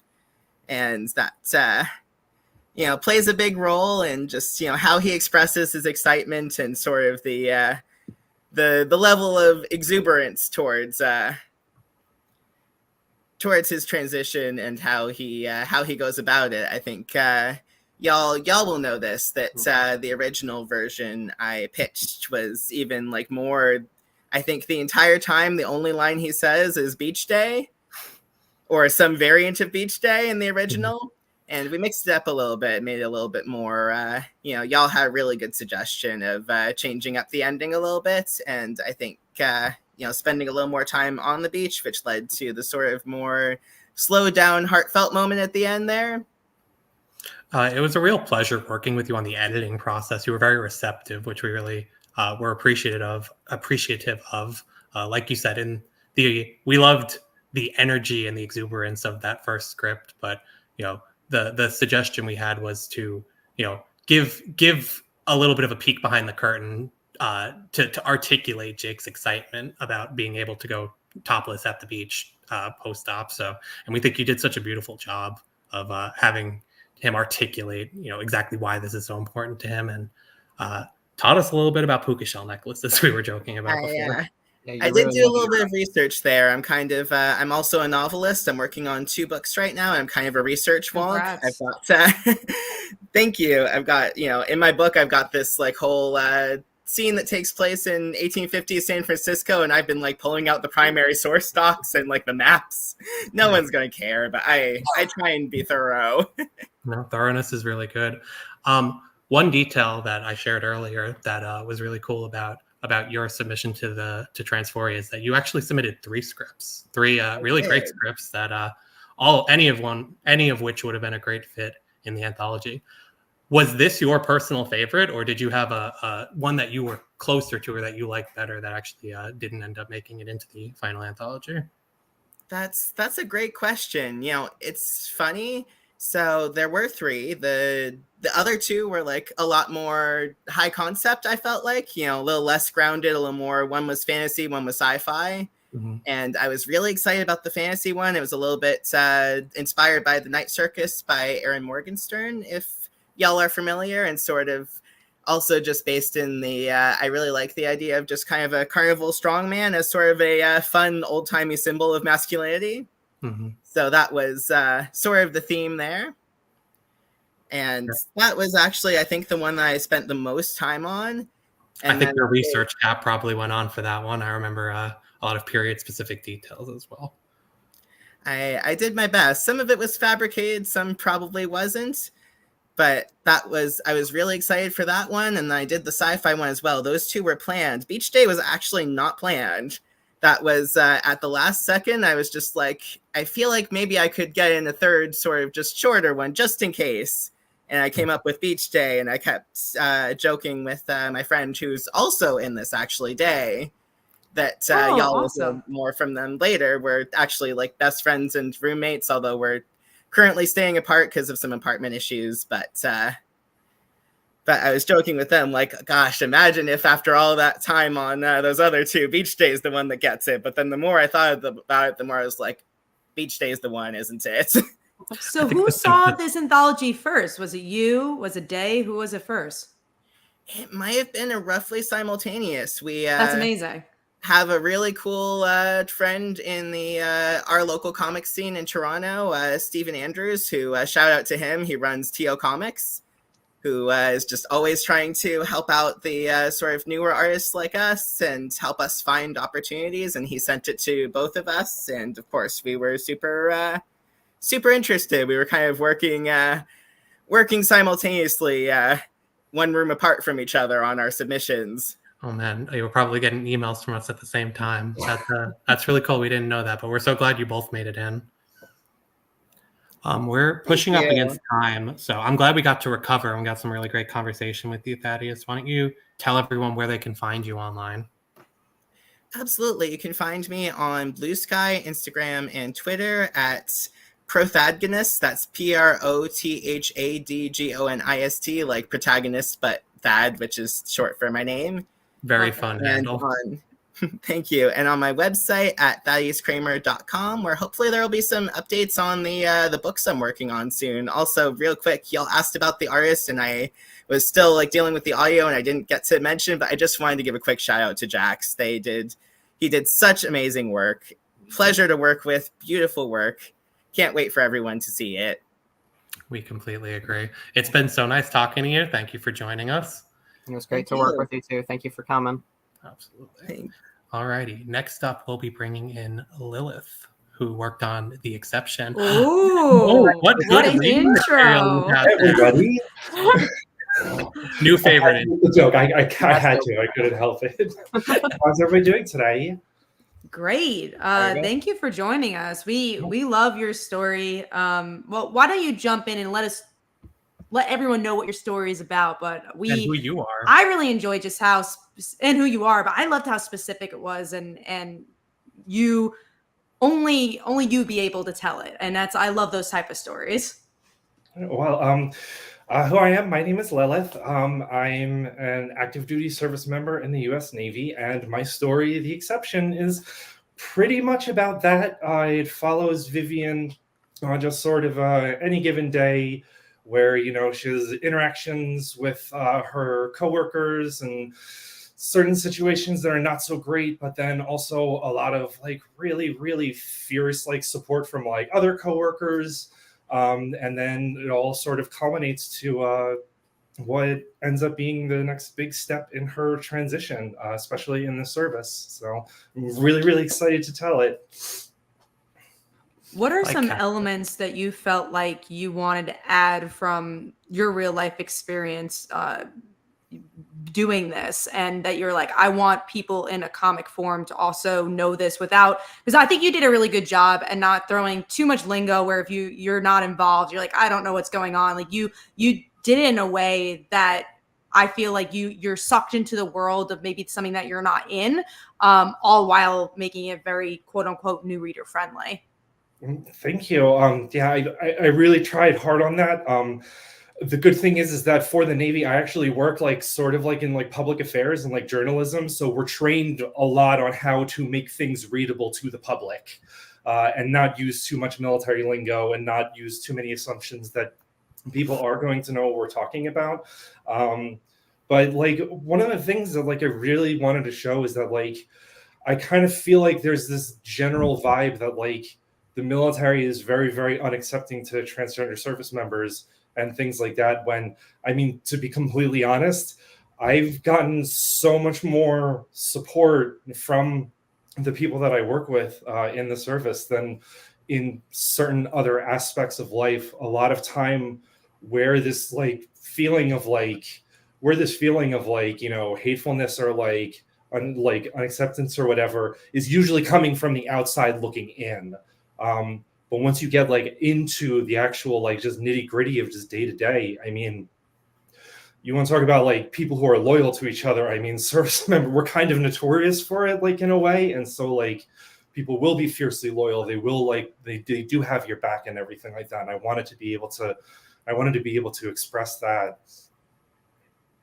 I think you did an absolutely fantastic job with that. I think one of the things that really stands out about the exception to me is how much you crammed into 4 pages. That, you know, you have, as we've been saying, a story about, you know, the experience of being trans and in the military, but also like a story about like you said, loyalty, a fierce and protective friendship, a masterclass on how to deal with transphobes, a very, you know, realistic depiction, I would say, of a negative interaction, and, you know, finding a way to navigate that both individually and as a ally supporting your friend. Thank you. Yeah, it was a lot of fun to write, because that character Jessica that ends up coming in and ends up, you know, swooping in and confronting the person that's misgendering Vivian. She's actually based on somebody that I work with, and she is very fiercely supportive, and you know, she can get pretty scary sometimes when she gets really mad. we saw the fire in her eyes. Oh my god! Every single time I look at that, I look at that specific part of it. It just makes me smile. Every single time I look at it, it gets better and better. The artist Ali just did he did such an amazing job with like the expressiveness of the characters, and like, yep, there it is. Yep, there it is. It's my favorite. It's my favorite square in there. You had these visuals integrated into the script, so you had a great like visual eye for how you wanted this comic to portray the dynamics. You were really good at representing with the narrative. Thank you so much. It's my first time too. I had to learn how to write a comic script just to do this. Well, you mastered it. Do you feel like this experience, and we've actually had a lot of first-time comic book writers or artists on here, do you feel like this experience is like, I want to write more, or is just like, I did it, I'm happy to write this specific story, but I'm not a comic writer? Where do you feel like you lean towards? I feel like being able to have been included in this, like, I mean, this has been like a really huge dream of mine. I mean, since way back in middle school, I've always wanted to be published. But you know, being happy that I could be a part of this definitely has like reawakened that thirst of like, no, I want to keep writing. Like, I would love to keep writing, you know, this story, continue on with this story, and talk about all the other people in Vivian's lives and all the rest of her hurdles that she has to go through in transitioning, you know, while in the service. And I've started writing other stories, and now I'm just sort of like all over the place, but it definitely has like gotten me wanting to do more. We always love to hear that. We always say with these anthologies, we love working with creators at all levels and at all walks. You know, people who just want to tell this one story and then never again. People who are seasoned creators telling their 100th story, and people telling their first story who are like, maybe I'll do another one. That'd be cool. So really, really glad for the variety we're getting in here in this anthology and all of our anthologies. I very much appreciate you allowing me to be in here. Oh, and Ali says the same thing too. He's sorry that he couldn't make it. I mean, it is like 4:00 in the morning over in Italy, and I guess like he needs sleep or something like that. Weird. I don't know. That's so weird. Time zones are tricky concepts to me. Do you guys feel like you? Yeah, go on. You go, Phil. Shout out to Ali really quickly as our quickest artist. The exception was the first story that was finished for Transphoria, and it was like a couple of weeks after the writers and artists were paired. And minimal edits too. Like I mean he got everything just spot on. Like I was blown away by it. Absolutely.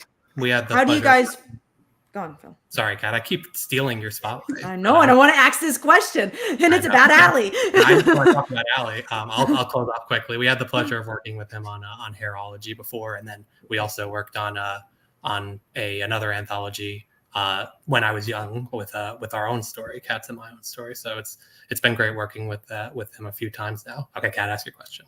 I know it's about Ali, I promise. But no, what was your connection? Now, again, this was your first comic. How did you guys connect during that process? It sounds like you guys had a good time doing it. What was that like as someone who's never written a comic to get to talk to an artist and bring that to life? It was a really amazing experience. I mean, just to be able to just like the minimal like back and forth again that was needed because he blew it out of the park like almost like right from the get-go. But just to be able to have that back and forth was, I mean, just it was really fulfilling because it's always like it's fun when you have an idea and like you have a thing that you want to do, and then you get to sort of like start bouncing those ideas off of somebody else, and especially someone else who has a little bit more experience and everything like that. Like I remember when I got the script back with your edits on it, Kat, and now first of all was like fangirling all over the place, and second of all was like, oh yeah, no, great, like working with somebody who's got a lot of experience and everything can really help like refine everything down. And so just like being able to do that with him was really amazing too. And then even towards the end, as this was coming up and he said he wasn't going to be able to make it, we got to go back and forth, and I'm like, hey, like, do you want me to share anything? Like, what do you want to say and everything? And so it just has been like a really amazing experience being able to connect with somebody on that level. We completely agree. And, I think the best thing about comics is that it's a collaborative process that, at a minimum, there's usually at least two people working, but more often than not, you're dealing with, 4 or 5 people. And with an anthology like this, there's 19 teams. Each of them have at least 2 people on them. So you do the math, it just compounds, and it's great. We talked to so many people with different perspectives. Really fitting thematically for your story. That's all about, absolutely the importance of the bond you have with who you work with. Yeah, absolutely. We're pushing on time now, so thank you so much for joining us. Thank you for having me. If you have anywhere online that you'd like to plug where people can find you, feel free, but no pressure, of course. I'm just on Facebook. You can search for me, Lilith Evelyn, right down there in the little thing. And also Ali is over on Instagram and I'm going to spell this out, ALEXEYNNE. And I believe that's on the Kickstarter page as well. It is. Thank you so much for sharing. Thank you so much for joining. It was so nice talking to you. Thank you for having me. Back to reading. We recommend that one. Thank you. All right, awesome. Up next, we have Aiden, who will be joining us to talk about a story about time travel. So. And just a note, Aiden, we're going to hear their voice, which is totally okay that your camera is not on, but that's why their thing is not on. So just let you know. Okay, but great. Their voice should be heard. Sure. Let's do a sound check. Aiden, do we have you? Yeah, I'm here right now. Can you hear me okay? Yes. Yes. Thank you so much. You are perfect. Okay, great. Because I actually got like this Blue Yeti mic, and sometimes I have like struggles doing it. But yeah, let's talk about the book. So awesome. Why don't you tell everyone who you are, and then we can segue to talking about your story, and I'll share some panels from it as well. Okay, so hi, my name is Aiden. I go by they, them, but also she, her, but I'm still getting used to that. And I also reside in California right now. And work in the church as a FDM person. But the story simply is, it involves, a kid who pretty much came out to one of their friends. It's off screen, but we can tell that this isn't really easy for them. Like, not just like coming out, but how pretty much the decision of coming out affects them, and also how to deal with their friend, and also what's going on right now. Because as a kid, we just want to, because we feel like we have things figured out, or want to have things figured out, and and a lot of kids have sort of self-awareness that that if we come out, then you can't really take it back, and worse, that not a lot of people accept it, or just accept it immediately, and sometimes you just want to go back to or travel back to a point in time where it didn't happen, or where it was easier, or just something that you're comfortable with. And it sounds easy on paper, but that's not really how time travel works. Or maybe it does, maybe it doesn't. I'm not a science expert. I do like science in a point, but yeah. And it derives from my own experience in some points. Absolutely. And it's interesting, something that we got with a lot of submissions were time travels. I think we got 3 or 4 time travel submissions. What made you want to go that sci-fi angle and instead of a slice of life story? Well, I didn't want to do a slice of life story because it's not because I don't like it, but it's because I want to do something that fits more to me. I was in more a time travel mood sort of thing after some feelings about a Tenet, and also a Hot Tub Time Machine, or I don't know, time travel stories really interest me because it has this sort of basic plotline structure in a way where you go back in time and you change the past, present, future, then wow, everything is different, something.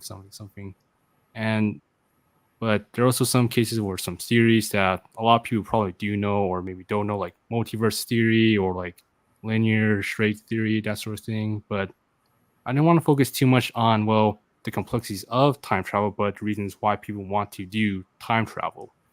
Because one of the reasons that inspire time travel stories is a regret or something they feel that they want to change something in the past because they don't really like the future they live in as of right now due to external factors or internal factors due to themselves.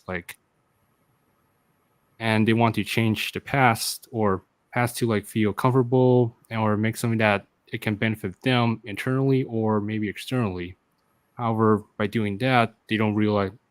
However, for these kind of stories, they kind of erases a part of themselves, their identity, but also it doesn't really give them moments on the time to understand or discover themselves.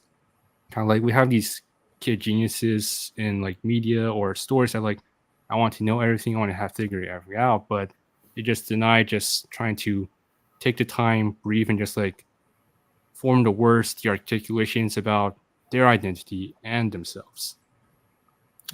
All really great points. I think one detail about this story that in particular that I really like, that I think helps set it apart, is that obviously everything you just said about time travel stories often honing in on regret, and regrets of the past, things you wish you could change. But something I really love about this story is that you're also in the present day, living in a moment where our protagonist or our lead has nothing they can do but wait.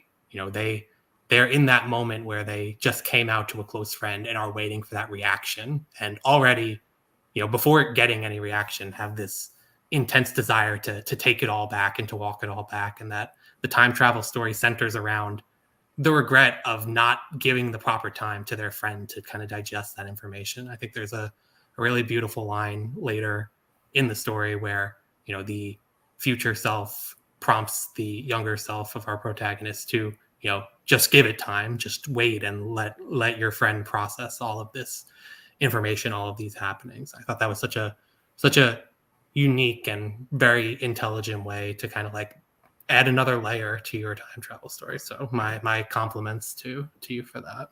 Yeah, your understanding of the genre made your script stand out so strongly because it is a genre story. It's very much a sci-fi story, but you really dig into the emotions of the characters and use that time travel tool to your advantage to really tell a really powerful trans story. So the script was just fantastic, and the art for it came out beautiful by Elaine, right? Yes. Yeah. I actually did want to ask about that, Hayden. We know that you had applied to Transphoria with Eileen listed as was listed as the artist that you had wanted to work with. Who we've worked with plenty of times. We have on 2 anthologies before, I think, and Kat's superhero book. Had you worked with Eileen before? Did you know them personally? Or were you just a fan of their work out of curiosity? Well, that's actually a funny story because I am a fan of the work, but I never really worked or know them personally. And I was actually surprised where I actually got to work with them for the first time.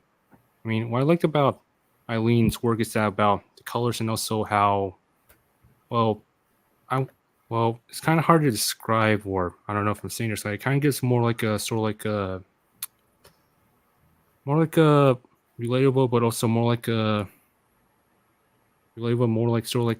emotional sort of vibe to it, like more like the more solid, but also soft colors from their fan work and also other works on Twitter or Blue Sky, and I didn't really know any other artists that would be interested, or any other artists that like didn't have any writer to go to. So one of the first things was, Eileen's work does kind of like resonate some other emotions. Like it kind of like makes you feel like, kind of wants you to engage with the medium, not just like simply observe and just watch or just read the story compared to other comics. We completely agree. We really love the expressive work that Eileen does, and have had a really great time working with them on I think By Visibility Volume 1 and like Father Like Daughter. Yeah, Bicard. And Herology as well. I didn't realize actually. Brand story. Yeah, so that's been really great. We're about to push up on time, so Aiden, thank you so much for joining us and sharing your perspective on your story. Where can people find you online if they would like to, and if you'd like to share that? Yeah, I'm usually on Twitter, but I also have a Blue Sky. My Twitter is like a Def Not Hush 61044, which is spelled DEFNOTHUSH 61044, and on Blue Sky is Not Hush, which is NOTHUSH. Out of curiosity, is that a Batman reference or is it something else? No, it's actually like there's actually like a Twitter user also named Hush, and I just didn't want to like confuse other people, so I just like Not Hush. So that's fun. That's fun. I also like the silk. I think is that we can't see it on video, but I can see it. What is your icon? Is it silk? Yeah, silk. I think it's like a commission from one of those sketches Kara did when they were moving out. I was like, I recognized their art. That's great. Yeah. Oh, you can see it. There you go. I'm showing everyone. Yeah, you haven't guessed it before. I'm a huge fan. Great header. Thank you so much for joining us, Aiden. It's been such a pleasure talking to you. Great. You too. Thank you. Thank you. Thank you. Up next, we'll have Taylor joining us to talk about Emery. So, hello. Hi, Taylor. Thank you so much for joining us. Why don't you start by introducing yourself to everyone, and then we can dive right in and start talking about your story in the anthology. Okie doke. My name's Taylor. I just graduated from SCAD with a sequential art degree, and I'm from the Midwest. And I have 6 cats. Oh, wow. See, you buried the lead there. You need one more. Seven's the magic number. Legally, no. Legally, it's a shelter license, I think, if we hit 7. Oh, so I might have been breaking the law at one point in my life.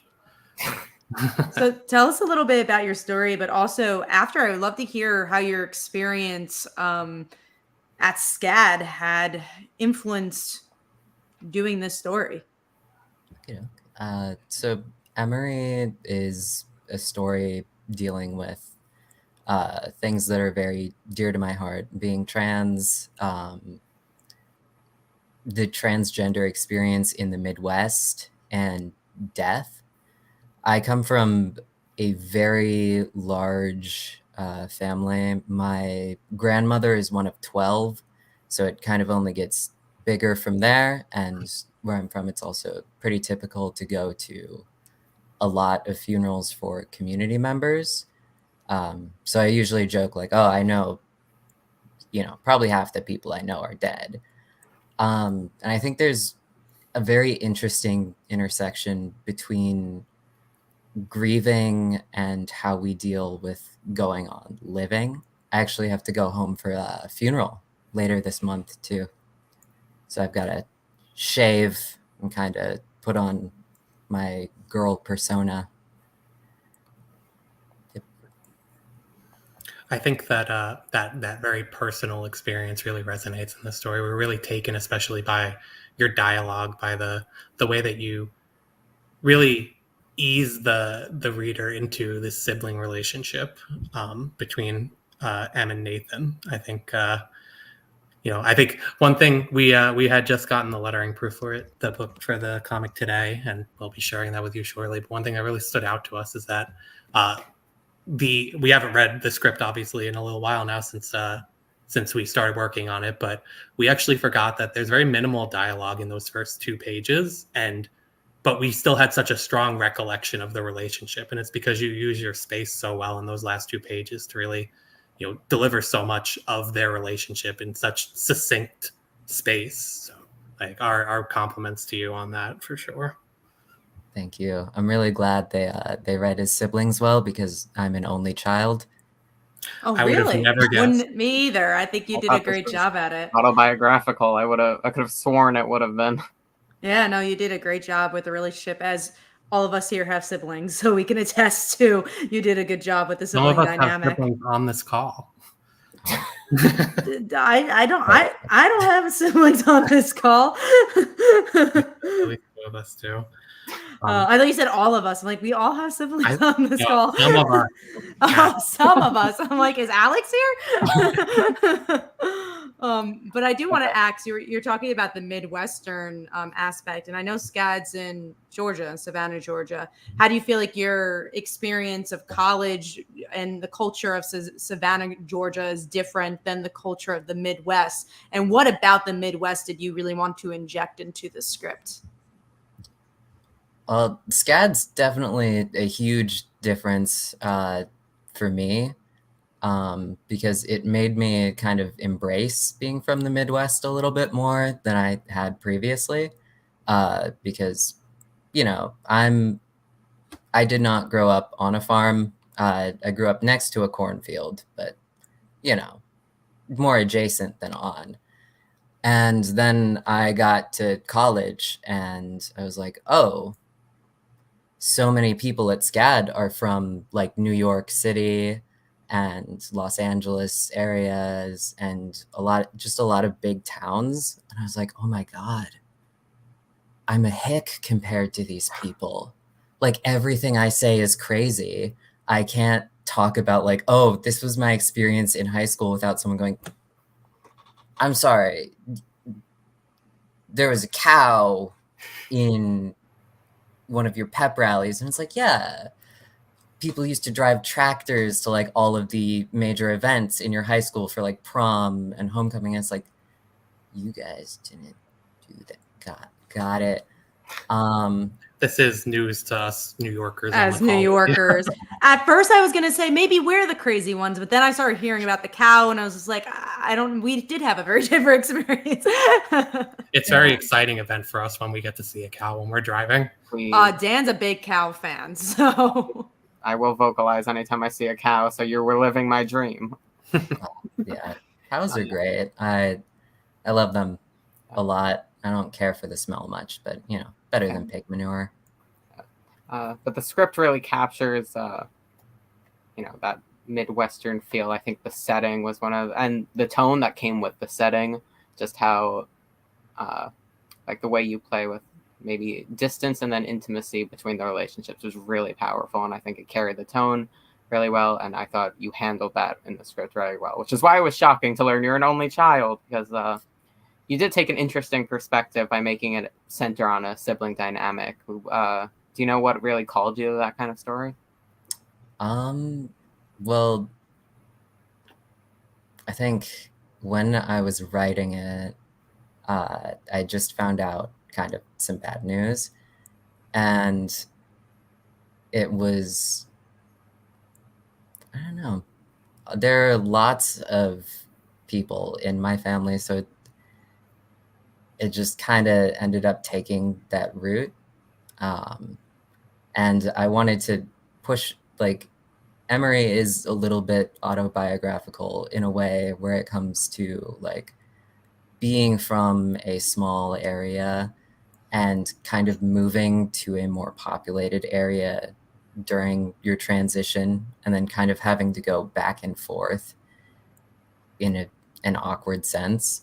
But obviously I don't have siblings and I didn't grow up on a farm.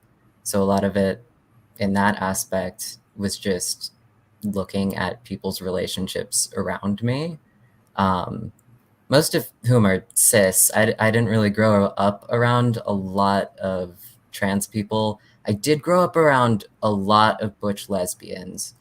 So that was good. There are a lot of those in Iowa. I think one detail, one element to your story that I found particularly interesting and wanted to hone in on is at one point, Emery talks about often being compared to their mother, to being the spitting image of their mother, and the complex feelings that surround that, the obvious dysphoria of not wanting to be compared to their mother, but also then like the guilt, given the setting of the story being a funeral, the guilt that comes with like being like, oh, my mom, I think the line was, my mom is so pretty, why don't I want to look like her. I thought that was a really unique detail, and really fresh way to kind of to talk about dysphoria and that feeling that you're describing of kind of living in two different worlds and having to kind of navigate back and the mental stress that can come with that. That part, it's been a while since I reread my own script. I feel like I should have done that before this. That part we had to do it for our lettering proof today, so that's the only reason you'll get to read it again soon. That part was pretty true to my own life. I do look very much like my mother, and I've been told that my entire life by pretty much everyone, and it definitely strained our relationship at times. Even before I knew I was trans, I didn't really know why it upset me. But since transitioning, I've actually gotten to a place where I'm more comfortable with being compared to my mother, because she's not perfect, but she's definitely a strong and beloved member in every community she's ever been in. So I really respect that. It's a very interesting perspective. We're pushing up on time now, but thank you so much, Taylor, for your amazing story, and then B, for joining us today to talk about it. Why don't you tell everyone where they can find you online if you'd like to do so? Okie doke. You can find me at Tuesdays Anyways on Twitter or Instagram, or TuesdaysAnyways.com if you want to just stalk my portfolio. I've been calling you Tuesday in my head since we started emailing together, so I was like training myself. I was like, Taylor, that's the name. So. Most people do. I used to have Taylor as my screen name on everything, but no one called me it. Interesting. Okay, maybe you're going to be addressed as Tuesday from now on. My very last question, because I know we're running on time, but I now know you're from Iowa. Are you a Caitlin Clark fan? Yay or nay? And that's all I need to know. You could say no. You could say no, but I need to know yay or nay from someone who's from Iowa. Is okay. I'll take that. Thank you so much. Thanks a lot for joining us, Taylor. It's been so nice chatting. You. Thanks for having me. Alrighty. Up next, we're going to be bringing on Day and Jay, our rhyming team. We did it totally on purpose. That is we did. We actually assign our teams exclusively based on whether their names rhyme. So you guys are really lucky you both applied. Thank you both for joining us. We're going to let you both introduce yourselves. So we'll start with Day and then we'll move to Jay. Hi, I'm Day. I'm a comics writer. This is my 4th published story. I live in Toronto with Thaddeus. Is that? And yeah, I'm not sure what else to say. No, that's perfect.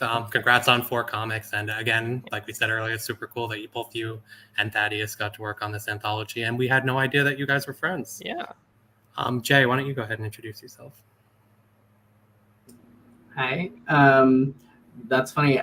This is also my 4th published thing. Hey. So that's fun.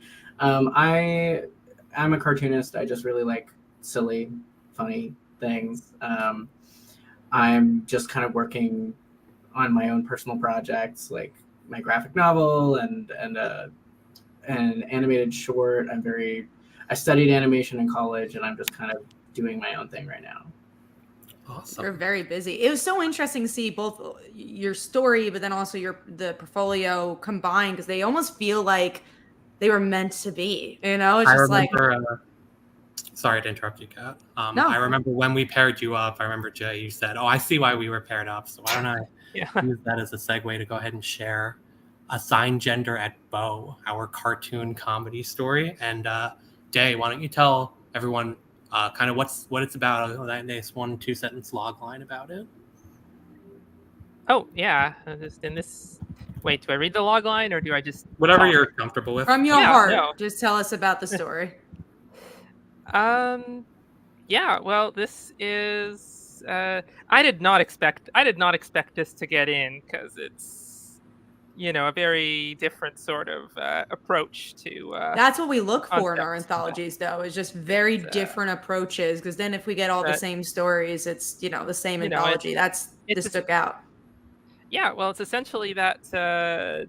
We've joked about how like the only difference between like Donald Duck and Daisy Duck is the one of them wears a pink bow, and that's the case with so many like older cartoon designs. And then it's sort of like what does transition look like in that world? What happens to the concept of gender when the people realize like, oh, you can take off and put this on? And I'm sort of seeing like where I can go from there, and just kind of trying to make myself laugh honestly with the script. You succeeded in making us laugh for sure. I think your story is both fun and just does a great job kind of shedding some light on the ridiculousness of the import that is put on gender, and particularly gender assigned at birth. So and sort of and I think this is like a memory that I repress from time to time, but like when I was younger, when I was very small, I watched all of these cartoons, and that sort of was my concept of gender. And when kids would play, they'd be like different cartoon characters, and I would take the girl roles and for a while until the other kids got old enough to kind of bully me out of it. And then I just sort of repressed some things for a while. So this story is kind of really just, healing my child self. I also thought you had multiple, obviously you have the theme of gender, but then you also have the theme of like capitalism, of how in our capitalist society, how people could profit off of gender as well, bows or whatever. And I thought that was a really interesting twist. Yeah, that's just wow, there's even more layers to this story. I think some of the most brilliant lines in the anthology are all in this panel. Designer pronouns, total market capture. Can we copyright genders? So my major compliments that I loved. Thank you. There were so many clever moments in it. Aw. Yeah. Yeah. Well, I just really, I mean, I can't look away from sort of the capitalism and just all those different manifestations of, like, you know, value extraction mindset. No, yeah, I think it all blends together really nicely. And Jay, your art also really Yes. really captures the comedy of the script perfectly. The energy, the kind of manic old cartoon jumping from place to place energy. Did you have to adjust your usual style at all for this story? Did it kind of flow out really naturally for you? I did try. I was looking up references, and I am very familiar with this style, but I'd never really drawn it before, so that it was an interesting exercise. And I do think it's a bit of a blend of my natural style and the one I was going for. But it was a fun exercise. No, it did. It turned out fantastic, and yeah, it's our first black and white and pink comic that we've published, but it's our Steamboat Willie public domain story. There you go. But no, we actually, I'm not sure, Day, I don't remember if in your script you had planned for this to be a black and white story, but if you did, it slipped my mind, and actually, that was not that. I think it seems very obvious now. I did not write that in the script, but I think you all were just, everyone's been such a joy to work with, and everyone sort of brought something great to the table, and things were like, and then I see these things like, oh, of course that's.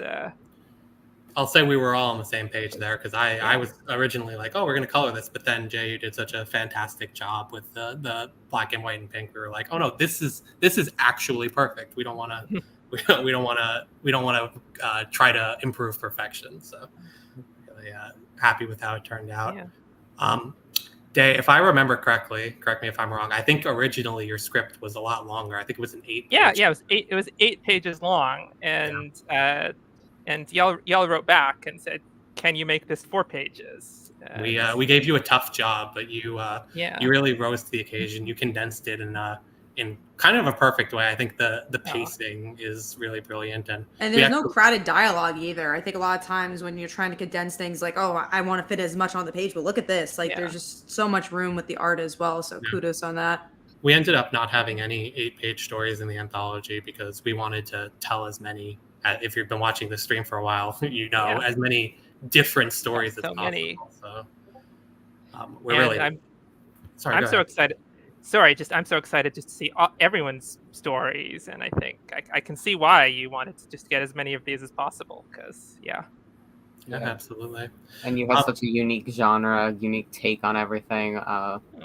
We're so glad that we were able to get it in the version it is now, and even the original script. We were fighting so hard to make sure it got in. Yeah, absolutely. I love Cartoonberg, by the way. Brilliant name. We're pushing on time now, so thank you both so much for joining. We're going to give you both a minute to let everyone know where they can find you online. Jay, why don't you start us off this time? I'm not super active online, but you can easily find me on Instagram. It's just jxanderk. Awesome. And Jay? So I am also not super active. Lots been going on, but I will be on Twitter, Blue Sky, and Tumblr, if you can believe it. I can believe it. Probably Day. Awesome. That's the word probably and the word day. Yeah. No, never discount Tumblr. There's still a lot of people on Tumblr. There are. Thank you both so much. We love it too. Thank you both so much for joining. It's been a pleasure talking with you and working with you both. Yeah. Up next, we are going to. Up next, is Alex in the queue by any chance? No, so I think it's just us right now. Okay, yeah, we had a cancellation. Oh, you said Alex couldn't make it, Dan? Yeah. Okay, we didn't. I think you're also on the email. I don't think it went to Phil, but Alex, I don't think could make it. Okay, so that was honestly, yes. But let's give the opportunity for Dan to talk about your story. We could quickly talk about Slice of Life. I specifically want to hear your experience being an editor on this book and then also being the voice to create this book. All right, great. Difficult job after hearing the amazing work of everyone that we've now worked with. But to echo what I said in the beginning, to that, we were talking about what kind of anthology we wanted to do next after the By Visibility book again. And we floated a few ideas, but we knew that trans representation was something important topically and something that we knew there was a strong audience for. You saw it with your Slice of Life fans, and as someone who's always looking for new trans media, I was like, well, this is something that we know people want to see, and it's an important issue right now, and we thought it would be a strong anthology. So being able to work with you guys and then send out all of the calls for submissions, read the submissions, see the kinds of stories we got has been very gratifying and such amazing work, because as you could tell throughout this live stream, we got so many different types of stories with so many different types of experiences, different genres, we got different tones, and I think this anthology really encapsulates what that title promises with Transphoria. We tell a lot of stories that I think go through the journey of different trans representation, but ultimately land in the important place of this. It's important to have the voices there. So I was happy to work on it with everyone here, and I want to thank everyone who was able to make it and anyone who wasn't able to make it. But to talk about my story that Phil's now pulled up now, HRT Tales, I wanted to write about the hormone replacement therapy as the inspiration, mostly because of a lot of the misinformation that's spread about gender affirming care, because there's a lot of fear mongering that goes around. I know in my personal life, the rhetoric around it kind of prevented me from pursuing it for a very long time. Meanwhile, I've been on testosterone now for 2 years, and it's genuinely been one of the best experiences of my life and something I'm very grateful for. And getting to talk with other people who sought whatever gender affirming care they were able to get. Many people have had the same similar experiences. So I wanted to create a script that highlighted the positives of that journey. We wanted Transphoria to highlight the euphoria you get when you go on that journey to become yourself. So that's really what HRT Tales is about. It's about hormone replacement therapy. I worked with Zuzana on it, and they have the most amazing art for it. They I don't think they were able really to make stylized, which I really loved about it. I didn't expect that when I saw your script, but I was like, wow, this just makes sense. Like, I love that panel right there, which I think the shaky hand situation, which I believe is on our page as well. Yeah, I remember writing, oh, actually, it's not. We have somebody else on our page. We had a couple of options, so that was one of our options. Narrowing down was never easy when we have amazing art. Yeah, I remember writing the wobbly lines into the script, and I was like, I don't know if this is possible for the artist or if it will be confusing to a reader, but Zuzana really tackled everything beautifully. And what image did we choose for the Kickstarter? The one that Phil is showing right now. Okay, now. perfect. Yeah. I did my tee shot 30 minutes before we started this podcast, so very fitting. I hope no one minds me sharing this detail, but I don't think you will. I think one thing that's really interesting about this story is that it's actually the second to last one that was written for the anthology. We all, as the editors, agreed we wanted to see the stories that were featured in the anthology before letting Dan kind of see if there were any gaps that needed to be filled that didn't come in through our submissions, but also to kind of ruminate on the kind of story that he wanted to tell. So, how did that kind of affect the story that you chose to tell here with HRT Tales? Yeah. So yeah, like Phil said, we were waiting. We got so many great submissions, different genres, and we once we'd narrowed down who we knew we wanted, we realized that there weren't many ones that specifically dealt with hormonal replacement therapy, and that's something that I was thinking as somebody who would want to pick up transmedia. That's something that I think you'd want to see in an anthology. Just one kind of experience, the process of it. I think I go into a little bit of detail about how it works, what happens with it, and it was filling in, I think, a very important gap for. We were always thinking about what do we want our audience to get out of this, so that was part of it. I think. Sorry, just one last thing. I think it's been clear throughout all of this. I definitely love genre stories, and that's something I definitely like to write in. So being able to ground myself a little bit with a more personal and, I guess medical-based or scientific-based story was new to me, but I enjoyed getting into it, and I think it turned out really well and blended with the art style very well. You also had a very poetic voice to it too, which was like a cool way to do a grounded story, slice of life story, because it felt a little different than your average slice of life story. I'm glad. Thank you. And to Dan's point, one goal of Transphoria is that we want it to be a valuable read for all different types of readers. That includes, people who, trans readers who are, far along on their journey, who, just can get some, fun and creative and diverse and variable stories, but also, people early on in their journey who maybe are questioning and could get something educational out of this anthology, which is why I think this story in particular is so important, as putting an emphasis on the benefits of gender affirming care. And then also we get a lot of parents and friends and allies who get our anthologies to learn more about people in their lives, or people who aren't even in their lives, just seeking to be more well-informed and empathetic. We get a lot of Bi Visibility was our first anthology, all about bisexuality, and I can't even count the number of parents and friends who have bought the book saying, "Oh yeah, I want to dispel the myths about bisexuality. I want to learn more about bisexuality." And we definitely went into Transphoria with that knowledge that we wanted to appeal to all kinds of readers and make sure that everybody can get something very different out of this anthology. Yeah, that was definitely a big motivation of writing it, because I know it's conversations I've had in real life whenever I talk to people and tell them I was starting HRT. A lot of the false rhetoric that gets spread around. They're like, "Oh, is this dangerous? Is this gonna kill you?" And I was like, "Are you gonna die? Am I gonna die?" And I was like, "No, that's actually very safe, and we could discuss it together or debate it together."